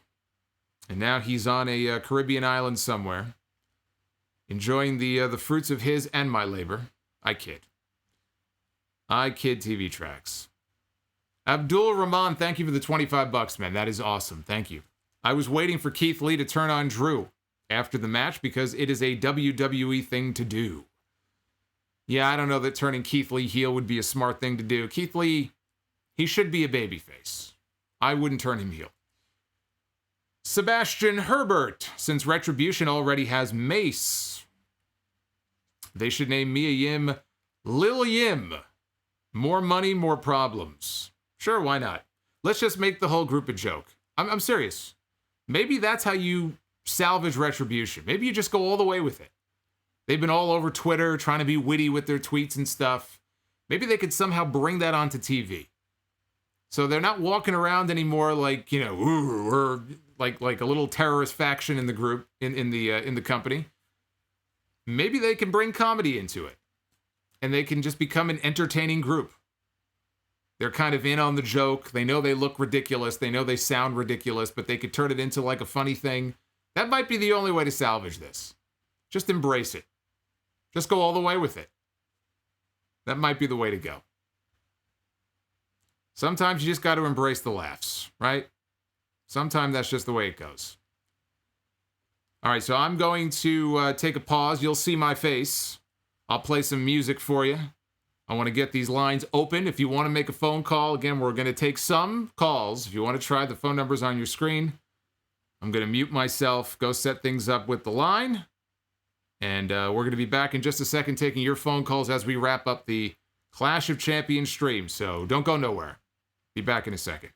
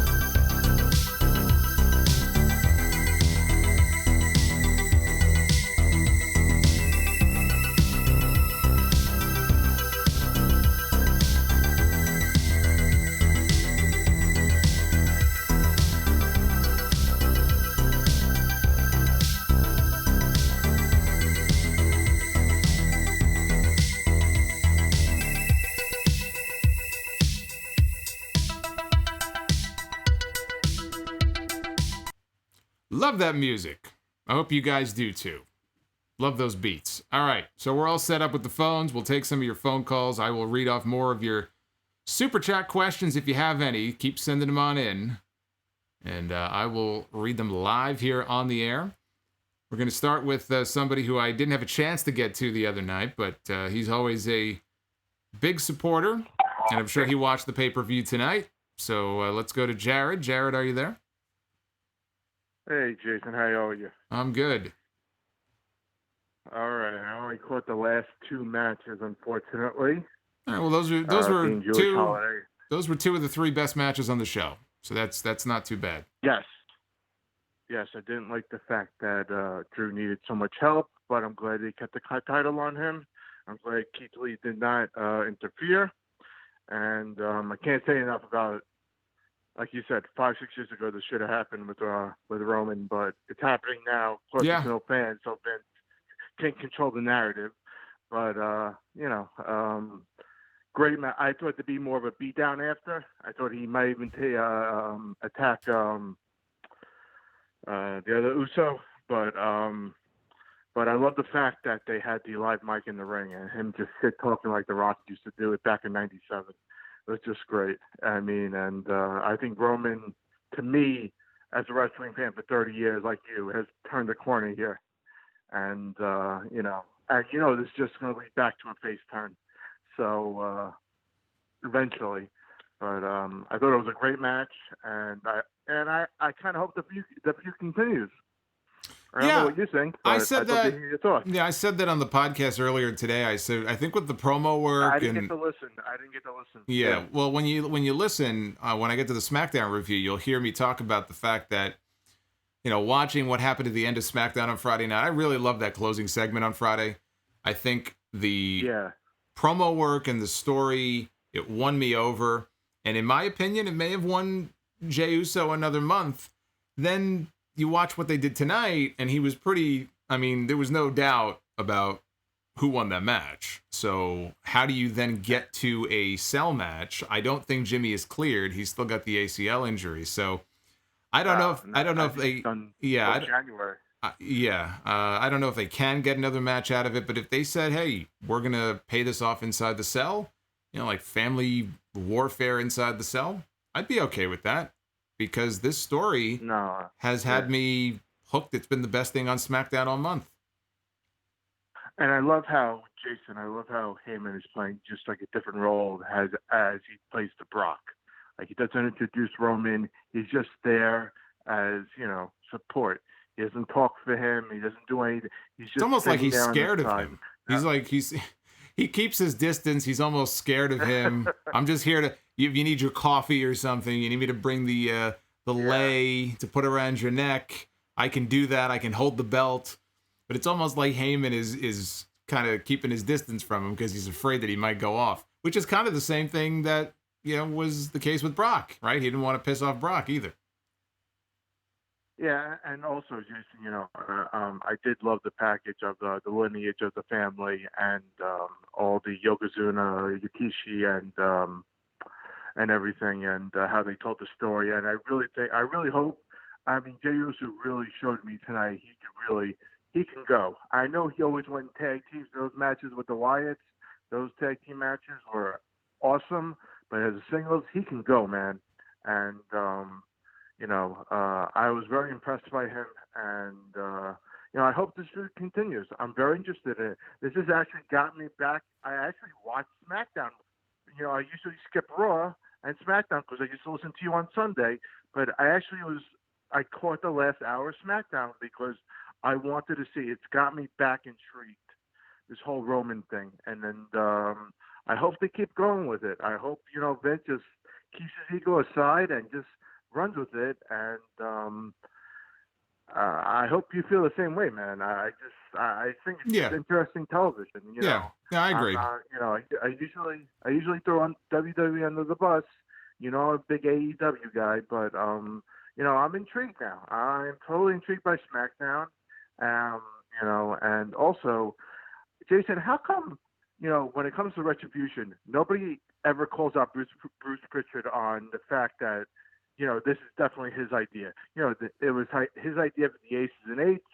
This is his idea. But I do agree with you. If they go all the way with a comedy act, I think it could be funny. But unless that, I think it's just dead in the water, man. Yeah, I mean, they're not going to make any money with these guys. These guys are, I mean, they're a joke. I mean, I said earlier today, they're dressed for Halloween. Halloween, nobody told them, is next month. Yeah. And they're not here looking for retribution. They're here looking for goddamn candy. So this is not a group that you are going to, this is a big money-making faction like the NWO, or it's nothing like that. It will not be anything like that. So if you want to lean more in to the comedy aspect of it and go down that road, look, if you really lean into that, right, in that more humorous direction, I could envision a world where Slapdick, or what's his name, Slapjack actually gets over. And actually gets over as like a babyface or something. But if you want people to be intimidated by these guys, and you're going to push them as right out of the gate like that, I think a Dominik Dijakovic could eventually be a main eventer. But if you think you're going to push these guys looking like that, with these names and the masks and everything, and they're going to go just be vaulted right into the main event, you're out of your mind. Right. Yeah, you're out of your mind. That's just wasted talent in my mind. And just another question, Jason. Did you get my email last night about Bret Hart? That a question I asked you? I don't know if you remember. I did, yes. I've always wanted to ask you that. Well, ask it here. I'll answer you here. That'll be the last question. I'll answer you here. Great. Thank you. Just remind me of what it was. I got the email. I just don't have it in front of me. Okay. Bret, second week of January, was jumping over to WCW. That was the rumor before he left. He dropped the Intercontinental belt at the house show, and they said he had 104 fever to the Mountie, and then Piper picked it up at the Royal Rumble. But I'm always fascinated with Bret Hart in '97 with the screw job and all that, and I've always heard, the ring was never big enough in WCW. Oh, I remember that. Yeah. Okay. I remember the question now. And all that, and all that other stuff. But yet, as the Intercontinental Champion, early '92, he was looking to jump. But in '97, no, I want to stay with the home team. No. I just, So and he was he was a championship at the time. He was a champion at the time. It just, I don't know, maybe 5 years made a difference, but I'm always fascinated by the little tidbits of Bret Hart in 1997 and the screw job and everything else that goes along with that. And, it's just like, he's tried to jump to WCW and nobody ever brings that up. Yeah. I'll answer that question. Is there anything else, though? Because I want to just free up a line here. Is there anything else? No, okay. Man. All right, awesome. Get your other calls, man. Awesome. Thanks for taking my call, dude. I'll talk to you later. Yeah, no problem. So what he's referring to is before Bret went to WCW in '97, he's like, I don't want to go to WCW. The rings are smaller. I'm not really a fan of kind of like how they do the product down there. But in '92, there were rumors that he was looking to jump to WCW at the beginning of that year. And that may have been why they took the title off him, put it on the Mountie. He thought he was going to jump. I think it might have been Ric Flair who said, hey, look, we can bring you in.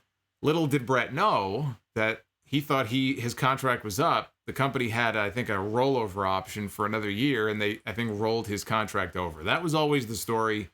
But that was 1992. I don't know it doesn't mean that Bret felt that same way in 92. Maybe he didn't know. Over the years, he talked to people who worked in WCW and probably, learned a few things that maybe he didn't know previously. Bret was still a young guy. He was still very early in his career as a single.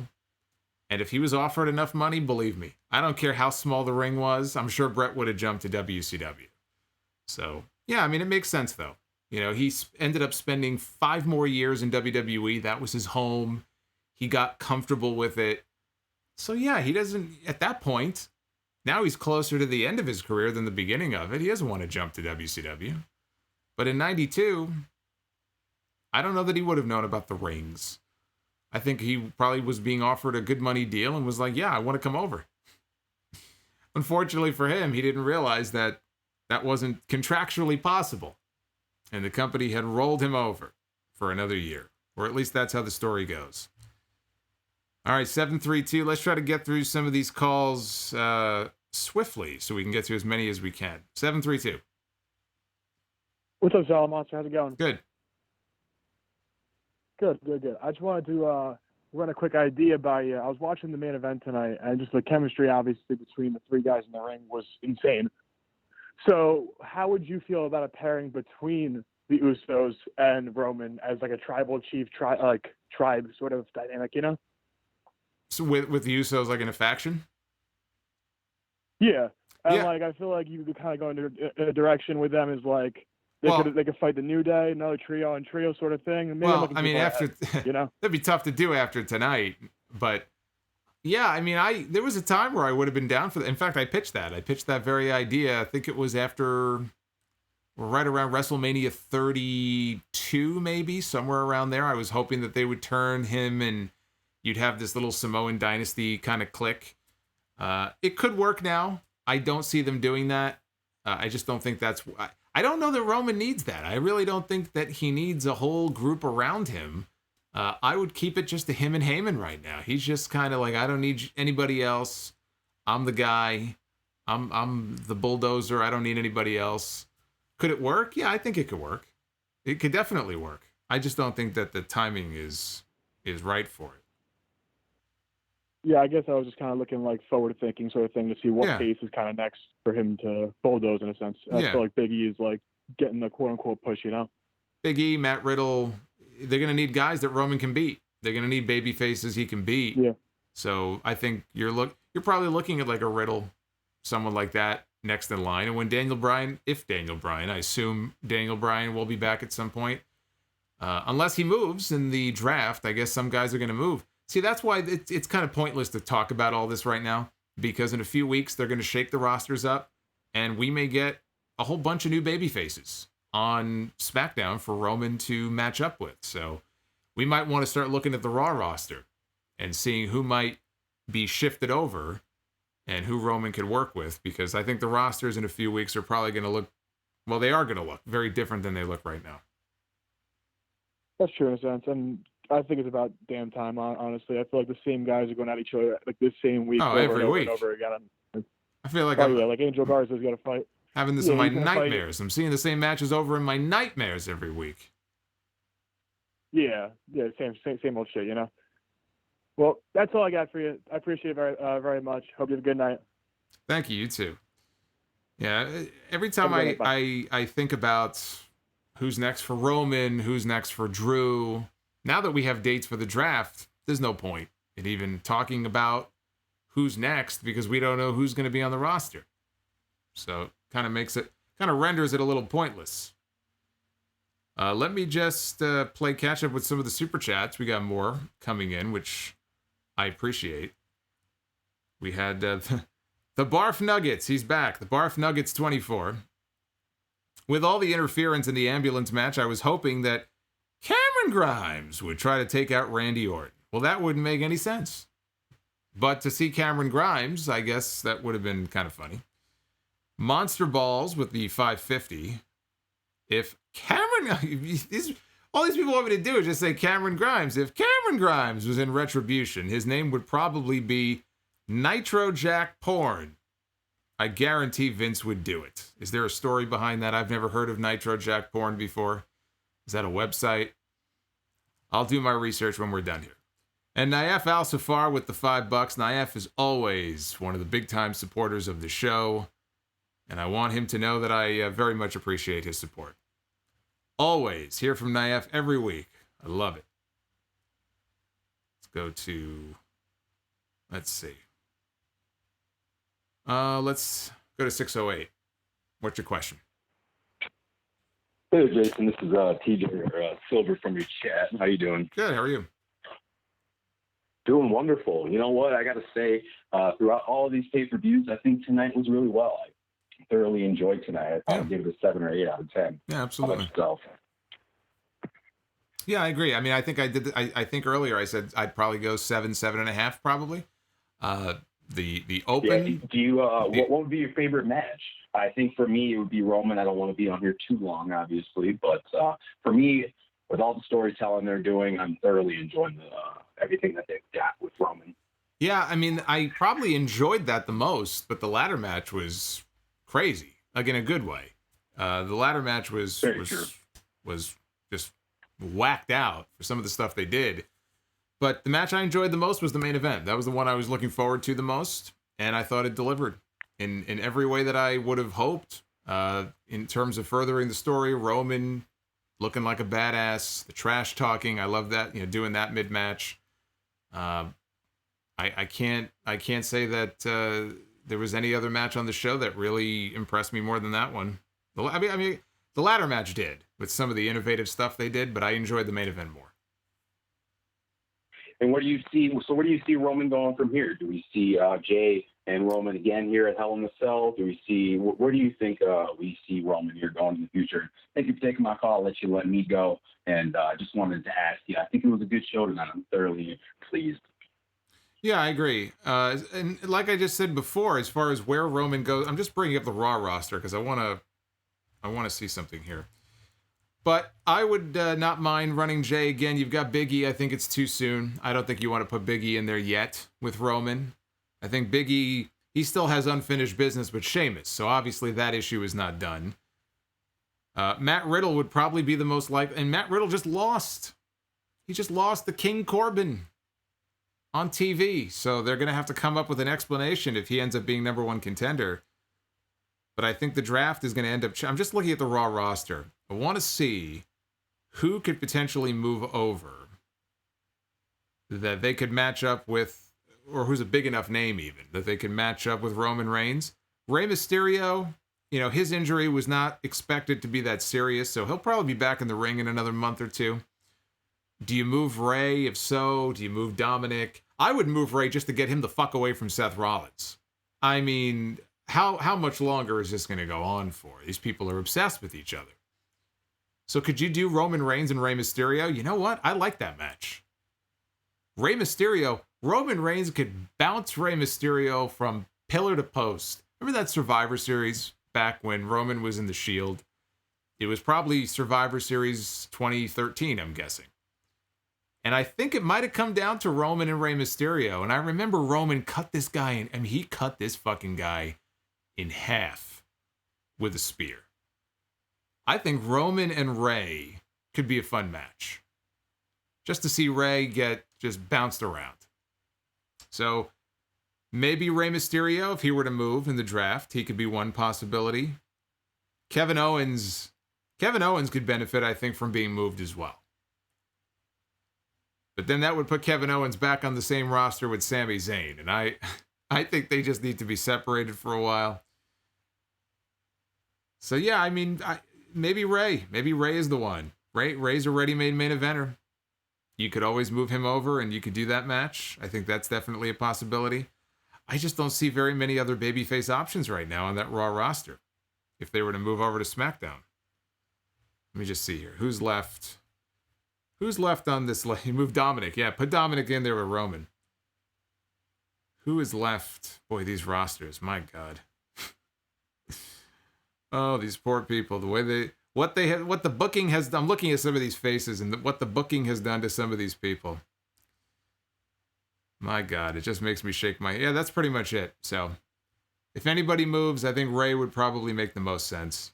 I think that could be a fun match to watch. Let's see here. On the caller end, we'll go to 65... Here we go. 657. What's your question? Hey, Solomonster, thanks for taking my call. Sure.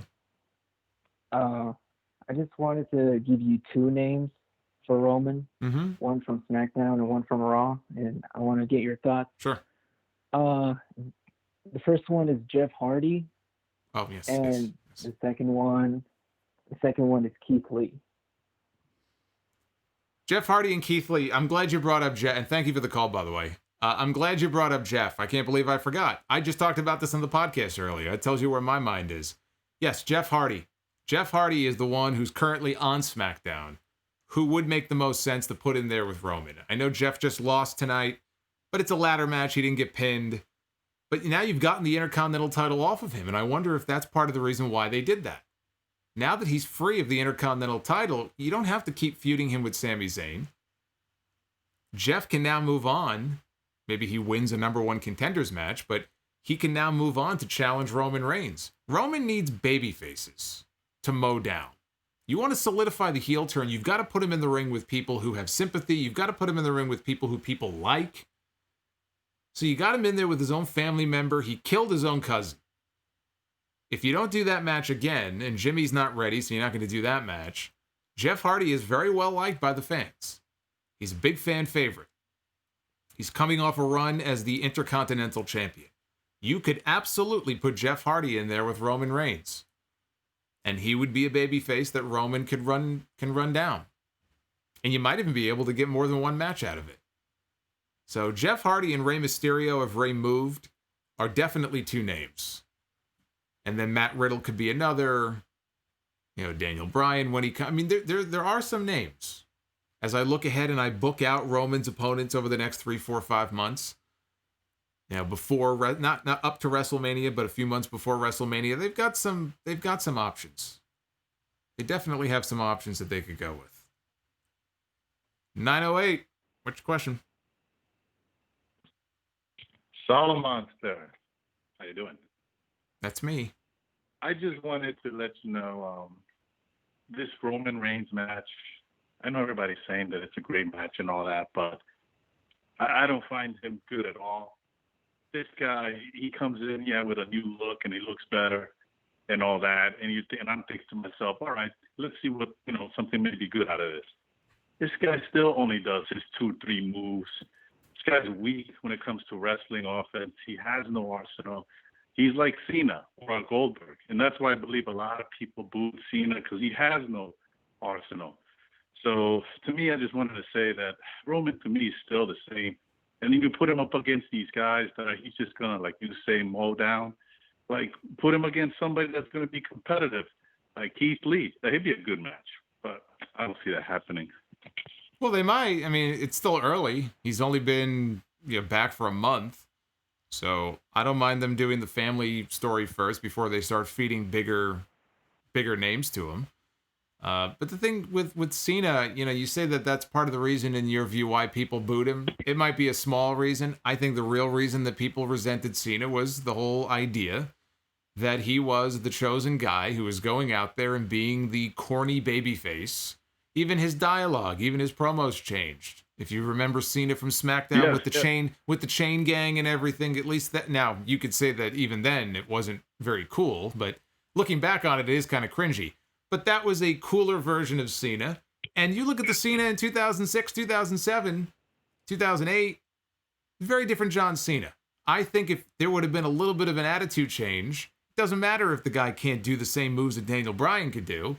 He would have won a lot of fans over by doing that. Sometimes it's just a small change in the character. It's a small change in the promos.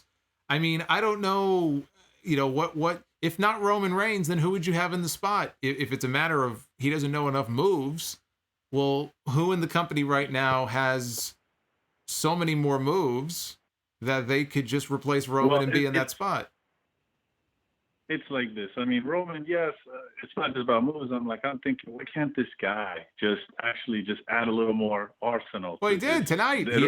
He just busted out a leg lariat tonight. The one leg move. There you go. The one Rough Rider. Well, he's going to save it. But he's going to save it. He's going to save all the new moves, like his music, right? He's saving the music. So maybe he's going to save the next big move for the next. We'll get like one new move per pay-per-view. Maybe the next time he'll do like a 450 splash off the top or something. You never know. If he starts doing that, I'm gonna be like, all right, that's being good. But if he still comes up with his, I'm gonna do my couple punches, my one Samoan drop, my spear, I'm gonna be like, this is why I never like Cena. It's like it's always the same. It's like you're seeing the same match every time with just different wrestlers. But that's it. I'm not gonna rag on. But that's WWE. I just wanted to get your opinion because I love your opinions, Solomonster. You're like a Brian Alvarez. You're like a Simon Miller from What Culture. So I value your opinion. Well, I appreciate that. Yeah, I think that as time goes on, I think he's going to start to incorporate things that he wasn't doing before. There's moves that he shouldn't be doing. He's a big guy. So I don't want to see Roman Reigns. I mean, I'm sure you heard my rant on dives recently, the bigger guys who do dives. We saw Jey Uso do dives tonight. Yep. Okay, fine. That's what the Usos do. I get that. I don't want to see Roman Reigns doing dives. I don't want to see Roman Reigns doing moves off the top rope. Roman Reigns is a brawler who should be doing power-like moves. That's his arsenal. If you look back at a Stone Cold, did Stone Cold really have a lot of moves? What did Stone Cold Steve Austin do? Even pre neck injury, right? I know his style, he had to become more of a brawler after he got hurt. But if you really look at his arsenal, right? It was mostly punches and stomps. Yeah. But he was so over that he didn't have to do much more than that, right? But that's all it was. He would punch, he would stomp, he would do the Luthez press, he would do the stunner, people would go nuts, he'd drink beer and he'd leave. It's not as if he had this whole arsenal of moves. The Rock didn't have this whole arsenal of moves. So I think sometimes we look at that and, you know, you can look at a Bret Hart or a Daniel Bryan, but it's almost unfair because not everybody can be, you know, like that, where they have this whole, you know, bag of moves that they can kind of dip into. Roman, I think, would be good to incorporate a few new ones, but I wouldn't radically change what he does. I actually will give Roman credit for this too. I'll get one more thing here. I'll give Roman credit for this. And I noticed it during the match tonight. There are some people in wrestling over the years who throw a great work punch. And I've mentioned Bret Hart by name. I think Bret Hart threw a great punch. Jerry Lawler maybe throws the best punch of any wrestler that I've ever seen. Even I'd give Jeff Jarrett credit too. Jeff Jarrett throws a good punch. Scott Hall. Roman Reigns throws a great punch. So even though maybe he relies on it a little too much, when he throws that punch, the way he throws it, the sound it makes, it looks like a devastating move. I'm not talking about the Superman punch because I just think that's goofy. I mean just throwing a regular punch. So I don't really mind that so much. Yeah. It's like, to me, it's like he's got like the look, no doubt. I think that's why he should go to Hollywood. He's got the look. He's got getting the mic skills a little better. I'm like, dude, you just gotta add like a German suplex, a regular suplex, or even a body slam. So easy. Like, and it would make such a world difference. But you know, I feel like he's almost there. But we'll see what happens. Yeah. Thanks, Solomonster. Appreciate it. Cool. Yeah, no, I appreciate that. I appreciate the kind words. And let's not forget too, we haven't seen him use it yet, but Roman also has that, what's it, the sit out power bomb that he does. So he's got a few tricks up his sleeve. And God bless John Cena, he tried. But that springboard stunner needed to be retired on day one. It's one thing to try new things, but when you try new things and they look like shit, you're kind of defeating the purpose. Then you don't need to be trying new things anymore.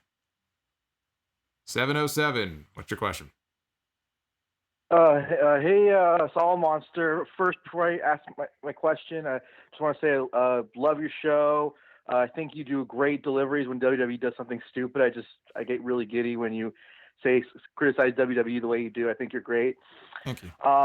So my question is, so when Roman gets a new theme song, you might have been asked this before, but if he gets a new, should it have lyrics or do you think it should be a new instrumental theme? That's a good question. I think it would be cool if it had lyrics. There is actually, if you've never heard it before, there is actually a Roman Reigns theme song with lyrics. It's on YouTube. I would credit the person who did it, but I don't have their name. It's basically just the current Roman Reigns theme, but the guy added lyrics to it, and he's just talking about how he thinks Roman looks handsome, and it's like a parody. I wouldn't. Is it the one that goes Roman Reigns? Something that one. Yeah, I think that might be the one. So while I do find that very funny, I would not have him come to the ring to that. But I think if they could come up with, like, I don't know if it would be a rap song or, I mean, you could do anything really. I think it's probably going to have lyrics. I mean, the way he's talking about it, how they've worked on it, he's got a new song in mind. That sounds to me like it's probably going to have some lyrics to it. I'm looking forward to it. Whatever. I'm just, as much as I love the Shield music, he should have retired that music like 3 or 4 years ago. He needs something new. Well, it's about time. We're finally getting it. All right. Well, thank you, Solomonster. Thank you for your time. I've been meaning to call you for a long time now. I love your show, and I hope to do this again sometime. Have a good night, man. Yeah, definitely. Call back in.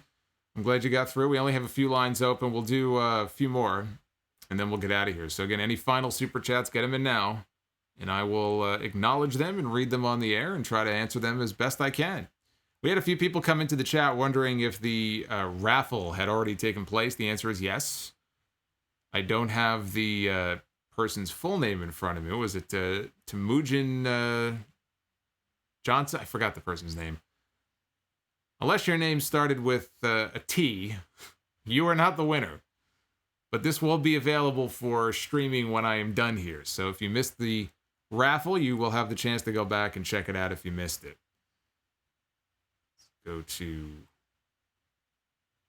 Let's try 336.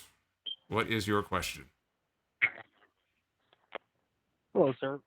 Hello. I was wondering,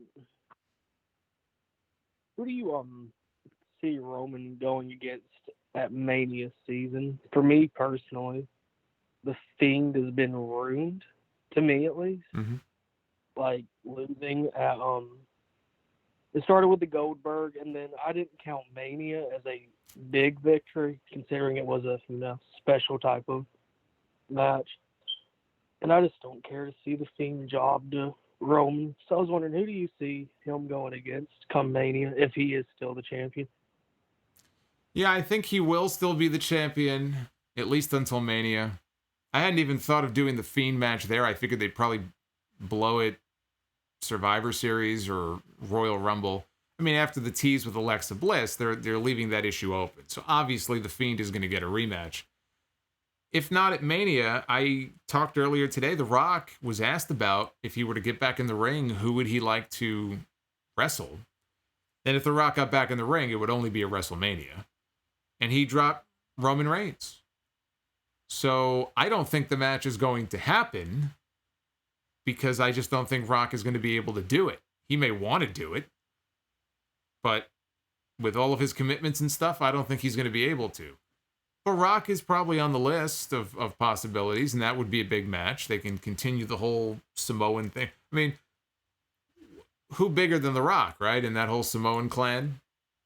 Roman is talking about how he's the one at the head of the table, so you put Roman and Rock, this version of Roman, in there with him. That could be a big match.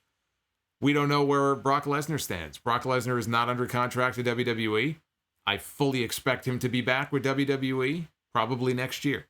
Maybe in time for WrestleMania. Do you do Roman and Brock again?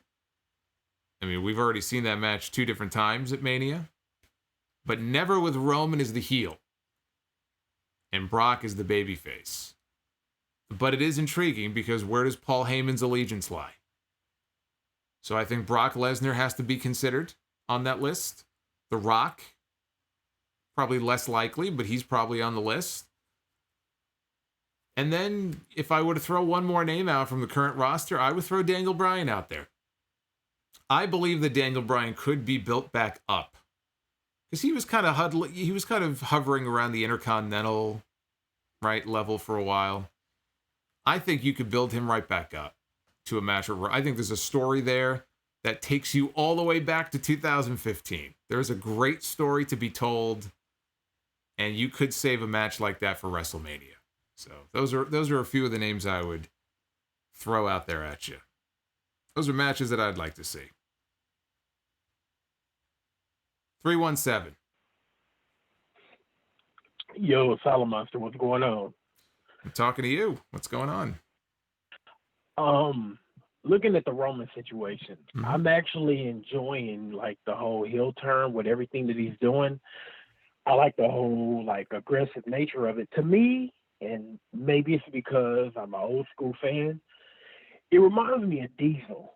I mean, they're a little bit late to pull the trigger, but it's like when you look at Diesel, how everybody rejected him, how he tried to incorporate everything that everybody was doing. And then around late 95, early 96, he was just like a badass dude, beat the hell out of everybody, showed no mercy. He didn't have to do 50 moves. Yeah, he would only smack the black gloves. If you had a black glove on in the crowd, he would give you a fist bump, and if not, he would walk right by you.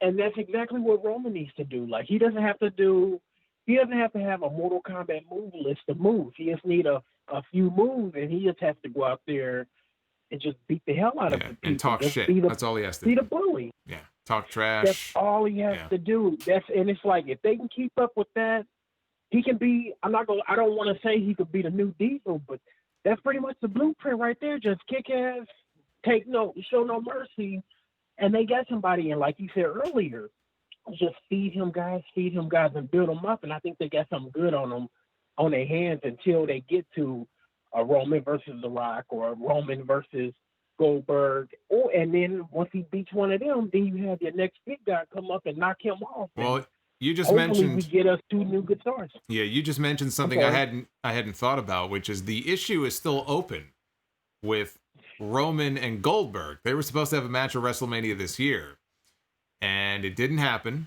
And they're still kind of talking shit. Goldberg was talking about him. They have that college football rivalry they love talking about. Goldberg is signed until 2023. He's contracted to have 2 matches per year in WWE. It is safe to say that at some point between now and the end of his deal, he will very likely get in the ring with Roman Reigns. So I would put his name on that list as well as a possibility. It was supposed to be WrestleMania 36. Maybe they do it instead, Battle of the Spears, at WrestleMania 37. Or if they want to save it for a Saudi show, I guess they could do that too. But I had forgotten about Goldberg. Yeah, I know. I had forgotten about Goldberg, though. So, yes, you could definitely... That is a match that I will guarantee you is going to happen at some point. This is the opportunity, man. That's all they got to do is pull the trigger and this time actually have the person go over the legend so they become a star. That's right. That was all I was going to say. I'm out. Thanks for taking my call. You got it. I had completely forgotten about Billy Boy. Oh, yeah, we're going to get Roman and Goldberg at some point, all right. I just don't know if it's going to be at WrestleMania or if it's going to be in Saudi Arabia. That I'm not sure about. We got a super chat from Monster Balls, $2.99. Chinese food or seafood? Oh, Chinese food. All night and all day Chinese food. I got the best Chinese restaurant in the world. Thankfully, they're still delivering in my neighborhood here. I'd be very sad if I ever moved away because I would be missing out on their Chinese food. I would drive back into Brooklyn just to go there to get Chinese food. That's how good it is. Seafood, I'm not a seafood guy. I'll have shrimp. I'll have a little bit, but I don't really have a palate for seafood, you know? Anything I have to break open with my hands, I'm not a fan. Not lobster, no. I've tried oysters. I will say this. When I went to WrestleMania in New Orleans, and it's really a shame what's happening now with COVID, because I saw there was a report, there's a lot of restaurants in New Orleans and some famous spots on Bourbon Street. And maybe people who live in Louisiana can chime in and maybe either correct me or back me up on this. But there's a lot of places that are out or that are on the brink of going out. And I'm talking like famous places that you would find restaurants like on Bourbon Street and stuff. Like places that I probably ate at when I was in New Orleans for WrestleMania 30, WrestleMania 34. New Orleans was one of the most fun places that I was able to travel to. And the food down there is tremendous. So the first time I ever had char-grilled oysters was in New Orleans. It was a restaurant inside of a hotel. I think it was called Drago's. And that was amazing. But in general, I don't know a lot about seafood. I just was never really exposed to it. So I'm a Chinese guy all the way. Take me down to Chinatown and I'm a happy guy. Just don't take me to, what was it, Wuhan? For the time being, we'll stay away from there. 469. Hello? Hello. Yes. I wanted to ask about Bayley and Sasha Banks. Mm-hmm. Sure. And I was thinking, I think Sasha Banks should win the title like maybe at some kind of a fast lane before the pay-per-view. And, you know, there's a joke with Sasha Banks never winning a title defense, and maybe make that a moment as a WrestleMania moment where she finally wins the title defense? I've had a few people write into me suggesting the same idea, that she should win the title right before WrestleMania and not at WrestleMania. And I mean, obviously they're not waiting until WrestleMania. They're going to do the match next month, and it is what it is. But I disagree with that. I understand that she's been mocked for years because she wins a title and loses it a few weeks later. You could do that story after WrestleMania. So let's just say hypothetically, right, that they can continue this on until WrestleMania. Okay, and if they're going to do the first match at Hell in a Cell, I don't know that they can do that. But if they did the first match at WrestleMania, you know there's going to be a rematch, so the story is there for the rematch. If you're going to do the big title change, you got to do that at WrestleMania. You can't do it at Fastlane. You can't do it a month before. You can't do that. You got to do it. I mean, Bayley by then would be champion for like 400 or 500 something days. When she drops that title, that's the moment. And that moment should be at WrestleMania. The story will be there coming out of Mania that, oh yeah, you won the belt, but I bet you can't defend it. And then whatever the next pay-per-view is, Extreme Rules or something, then they could play out that story. But I hate this idea that let's have Sasha win the belt a month before WrestleMania. And then the big story is, well, okay, you won it, but I bet you can't defend it. To me, that's not the story. The big moment is her winning the championship and Bayley's run coming to an end. And that should be a big deal. You got to do that on the biggest show that you can possibly do it on. So I'm just not really a fan of that idea. No, I got you. But there is one thing that I've been waiting for. When Bayley turns face, I really want her to, fix up those inflatable tube guys. That'll be awesome. I think that's all I got. That's all I want to. Oh, I missed the wacky waving inflatable tube men.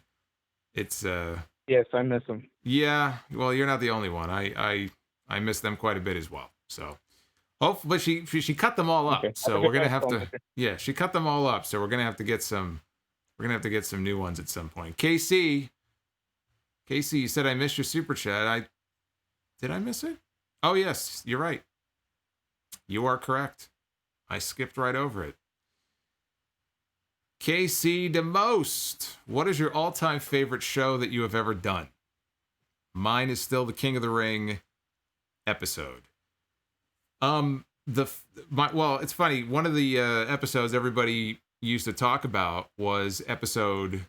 Let me just change this back to the phone number. Was episode 127, which was 10 years ago this week, which is where I did my WWE business plan. I just talked about this in the podcast today. So if you want to recap what was going on in WWE in 2010 and what my business plan was for the company and who I would bring in and the things I would do, I recapped all of it on episode 671 earlier this afternoon. That would be on the list. I enjoyed doing that show.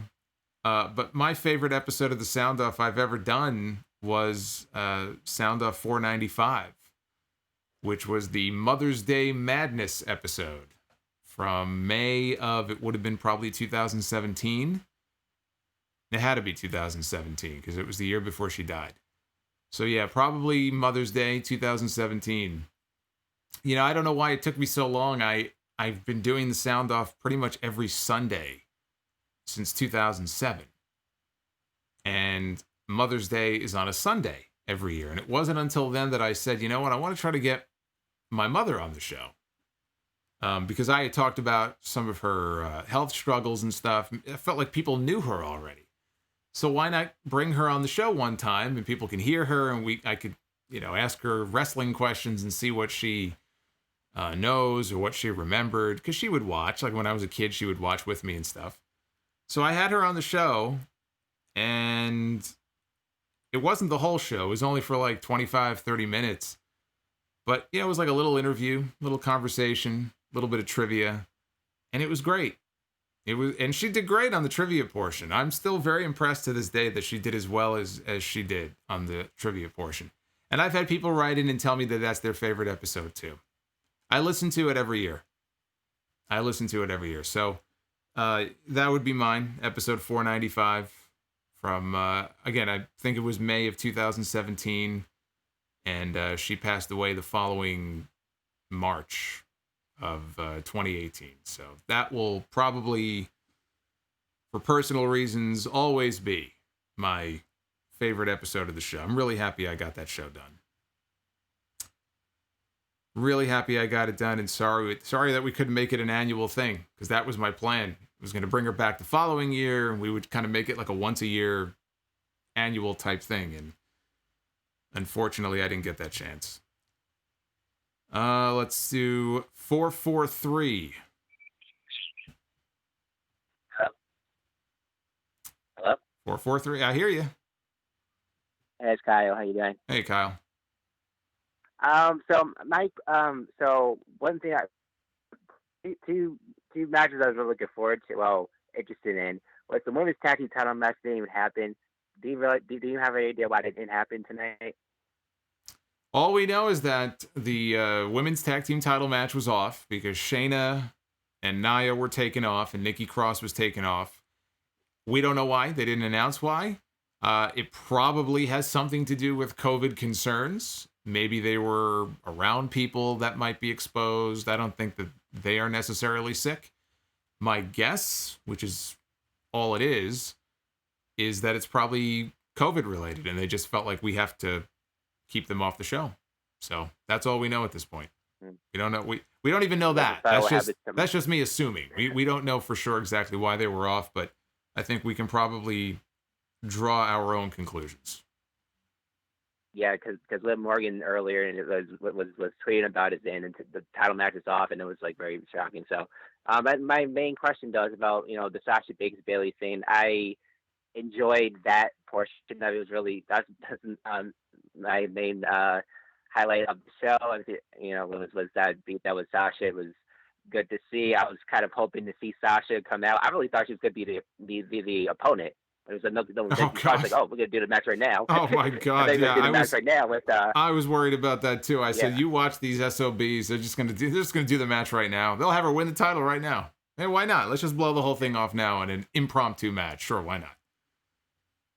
I really was assuming that, but but I'm kind of glad she just show up, and then looking forward to that match for Hell in a Cell inside the cell, have her win, have her retain over and over and over again.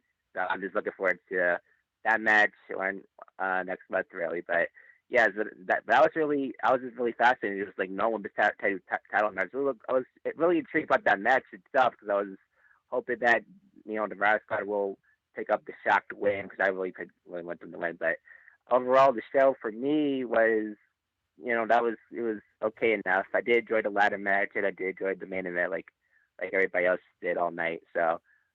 Yeah, I just want to get your thoughts on the women's stuff because I just found that interesting and really cool. The Sasha beat the crap out of her. I thought it was good. Yeah, I mean, I wish I knew that was going to probably happen, but I was kind of hoping that they would keep Sasha out a little bit longer. Just try to get closer to the Rumble WrestleMania season. Take the next 2-3 months to put somebody else. Have Bayley beat a few more people, then have Sasha make like a big surprise return. But they want to go right in. They want to go right into it, so it is what it is. For me, I feel like it was, and for me personally, I thought it would have been a little bit too long to me personally because I felt like it would be like it's like because what they're doing on Snap is way better than what they're doing on Raw with Asuka. I know people may like Asuka and everything, but her as the champion has never personally worked, at least for me. I liked her matches with Sasha and with Becky and everything like that, but her character, I don't understand it. I'm not a fan of it, and she's just not doing it for me. I hope Bianca Belair takes the title away from her. She's doing vignettes with her now on Raw. Yeah. And it seems like they're better building her up for a potential championship win from when she faced Asuka at the plate. So I think that's what they're leaning to over on Raw. So I look forward to that. But yeah, for me, this Asuka as the champion, especially with Sasha and Bayley throughout the rest of the year, has been a complete a crap fest on Raw with her being a champion compared to Sasha and Bayley anyway of the storyline. So yeah, that's how I feel about it. Again, a lot of people like Asuka, but you have to face the facts here. This is a better storyline on SmackDown than Asuka's doing. So that's how I feel about it. Yeah, and I'm gonna let you go, but yeah, I mean, it's clearly the best story of all the women right now in the company. I don't think there could be any debate about that. It's been going on for a long time. There's a history there between them, and it's going to be a big deal when they finally get in the ring together. You brought up Bianca Belair, and they started running vignettes on TV this week showing her working out in the gym. So now we're finally getting to a point where she's coming back to TV. And absolutely, she could be built up as a contender for Asuka. She should be built up as the one to take the title from Asuka. Bianca Belair is very good.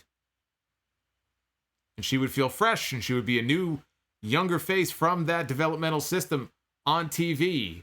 She is the perfect person to build up for a shot at Asuka, assuming she stays on Raw.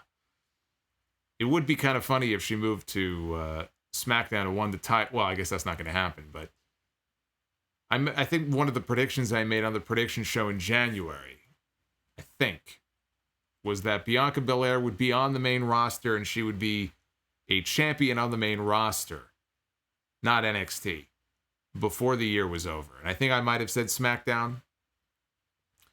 If she wins the title on Raw, I'll be at least partially right. So yes, I am rooting for a Bianca Belair victory. And let's go to 619. I know that area code. 619, what's your question? Hey, Mr. Solomon, how you doing tonight? I'm doing well. How are you? Pretty good. So I got two questions. Why the hell are we having a damn draft next month? Can you ask me that? Ratings. Ratings. Yes. Yeah, they'll get a good rating. They'll get a good rating for 1 week, and then it'll go right back to the way it was. Right? Yeah. You know, it'll be right back. I mean, I was thinking about it before the pay-per-view. I was thinking about it right before the pay-per-view. I'm like, they're having a hard time enough trying to keep the championships, you know, keep the championship matches. Do this every year. You know, though. it's like, you do it every year. It's just a gimmick. It's just, you might get a few new faces on the show that they actually push and do something with. That's what I'm hoping. I'm hoping that whoever moves, out of all whatever the moves might be, there might be somebody on Raw, there might be somebody on SmackDown who actually benefits from it, who they actually push and get behind, and maybe it freshens the show up a little bit. Raw is really just a fucking shit show right now, as far as the repeat matches and just not even counting Retribution. This show is a mess. So I think Raw could. I think Raw could really benefit from a roster shakeup, but it just depends on the follow through. I mean, that's really what it always boils down to. Yeah, I guess you have a point there. I mean, I'm like, are they gonna send Sami Zayn over to? I'm so glad he won tonight. But side note, but are they gonna send him over to Raw and the Hurt Business over to SmackDown? I'm like, I mean, I know Fox is gonna probably want to keep, you know, Roman and USA. Oh, Roman's not going anywhere. Roman's not going. Roman's not going nowhere, and neither is Drew. So I'm like, okay, who are they gonna slapdick? Maybe. Repeat one more time. I'm sorry. Oh, I said slapdick. Maybe he might move, but yeah, Roman is not going to go anywhere. The Retribution guy, he might, but Roman's not going anywhere. Yeah, you have a point there. You have a point there. Slapstick with the Casey Jones mask. The description of his finishing move. You know. Yeah. Yeah. Exactly. And the description of what what the writing team does to the fans every single week. But go ahead. Oh my God, yeah. You know, it's like it's okay. It's 12:30 in the morning. It's late night Solomonster week. We could talk in terms like that. It's all good. Okay. Yeah. And then I loved the Roman and Jay match, but I just wish it would have had blood. You know, I wish it would have had some blood because, I mean, I loved McIntyre and Orton because, I mean, it showed a little blood dripping down, you know, McIntyre's back. But, you know, I felt like, I mean, as a kid, like I watched like the Ruthless Aggression era and, you know, seeing like Stephanie McMahon versus Vince McMahon and stuff like that. And and Hogan versus Vince McMahon and stuff like that, and it had blood and it had some kind of, but I felt like Roman and Jay were just missing that, with a little bit of blood, with the fact that he was beating him down the way he did, and I wanted to know what your opinion was on that match, because did you feel like it needed that, it was missing some kind of... No, I think it would have been nice to have that. Maybe they're saving it for a rematch. The visual of him in a pool of his own blood as he was like, no pun intended, raining blows down upon him. I mean, that would have been cool. I don't think it was necessary though. I think the finish they did worked, where the brother came down and he just couldn't take watching his brother be beaten senseless, and they threw the towel in. But yeah, I mean, look, if there was blood, you could have had that white towel, could have turned red. I mean, yes, it could have worked, but I kind of wonder if maybe there's going to be a rematch, and maybe they're saving something like that for the rematch. Yeah. I mean, well, if Jimmy were 100%, it would make sense for him to be the next challenger, but he's not 100%, and it's kind of hard because the world like I said, the world title division on SmackDown is scarce. I mean, who's it going to be? The Bro? Matt Riddle? Is it going to be, Jeff Hardy? He just lost. Bro, it's going to be me, bro. I'm going to be happy, bro. Sad, bro. Mad, bro. It's going to be me. Boy, I got to close my eyes more to be more like Matt Riddle. Bro, it's going to be a good day, bro. Roman, man, it's all good vibes, man. Yeah, it's going to be that. That's Matt Riddle. No. That's how Vince McMahon sees Matt Riddle. Yeah. I like the dude, but I just don't know. I don't know. Oh man, they need some legit contenders, and I know it's just I don't see no legit contenders. I'm sorry, right now. I forgot. He's the bodacious barefoot bro. I have to say it the right way. Because everybody has to have a name. He's the bodacious barefoot. I'd rather be called Slapdick. The bodacious barefoot bro. This is what they've done to this guy. Unbelievable. Yeah. Everyone has to have whatever. I've already talked about this. I'm not getting into it again. I've said my piece. Yeah. Best not to. All right, Mr. Solomon, I don't want to keep you for too long, but I appreciate you answering all my questions. Sure. I love it. All right. You have a good night, sir. All right, you too. That was the 619 calling into the podcast. Bro. So his theme music starts, all right? Bro.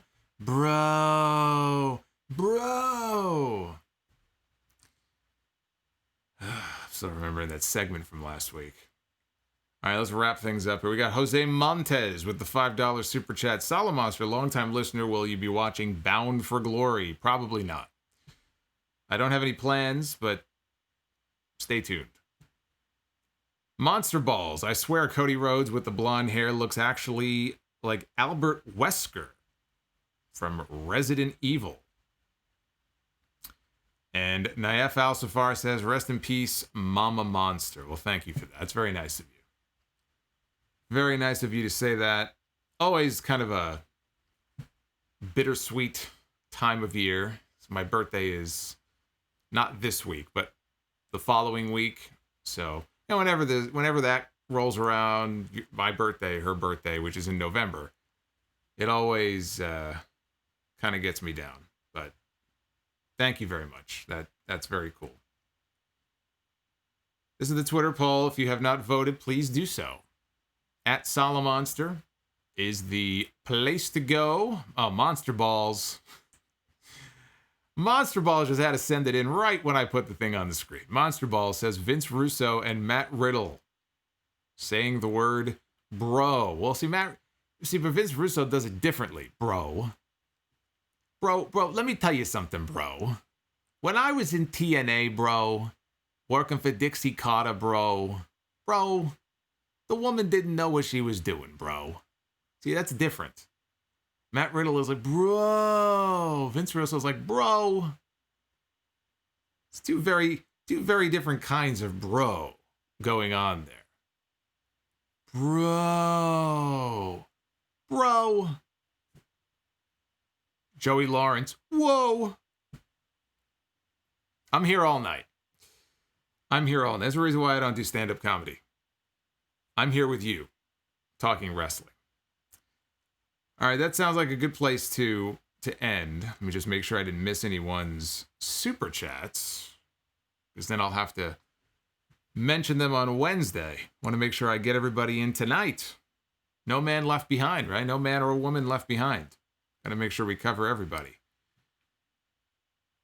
Are we good? Yeah, we're good right now. All right, listen, guys. We've been here a long time. I appreciate everybody who has stuck with me this past 2.5 hours. And I'm going to be back with you live again on YouTube Wednesday. I guess that'll be the last stream of the month of September. That'll be the Dynamite stream. I got to go. That's right. I got to go for my flu shot on Wednesday. I've never had a flu shot before. My father got very sick, I don't know, probably 20 years ago. And was convinced that it was from the flu shot, so he just never got flu shots. I figured now is probably a good time to go get one. So I'm a little nervous because I don't know if I'm going to have a reaction to it. So I tried to schedule it for Wednesday, so if I end up not feeling good, it'll hit me maybe the next day. I don't have to do a podcast until Sunday. Hopefully I'll be okay. And if I grow a third eye in the middle of my head, then you'll get to see it live on the stream next week, right? So it's all good. I'll use it for the show. I will use it for the show. But yes, this is my first time. So that'll be on Wednesday. But yes, I'll be back with you on Wednesday night for the Dynamite stream. And then don't forget, episode 671 of The Sound Off went up earlier today, over 2.5 hours. A lot of good stuff on the podcast earlier today. So if you missed it, go back and listen to the full show.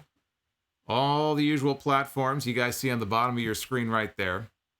So you guys can download the full shows. There'll be clips going up on the channel in the next couple of days. So please hit that sub button. If you haven't already, please hit that like button. That would mean a lot to me if you hit the like button before you leave on this video. And support Audible by using our link, audibletrial.com/Solomonster. Get one free audiobook. When you sign up for a 30-day trial, you can cancel anytime. And look at all those books that you can choose. That's not even all of them. Those are just the wrestling ones. So get one free book courtesy of The Sound Off using our link, audibletrial.com/Solomonster. People in the chat saying, oh no, Solomonster is an anti-vaxxer. I'm not. That's the one that I just never got. And I figure now is probably, even though I'm working from home and I'm not going anywhere, right? And everybody's washing their hands and wearing, or hopefully anyway, washing their hands and masking and everything. You would hope that maybe the flu even is down a little bit this year, but this ain't the time to be catching the flu and God knows whatever else. So I figure now's a good time.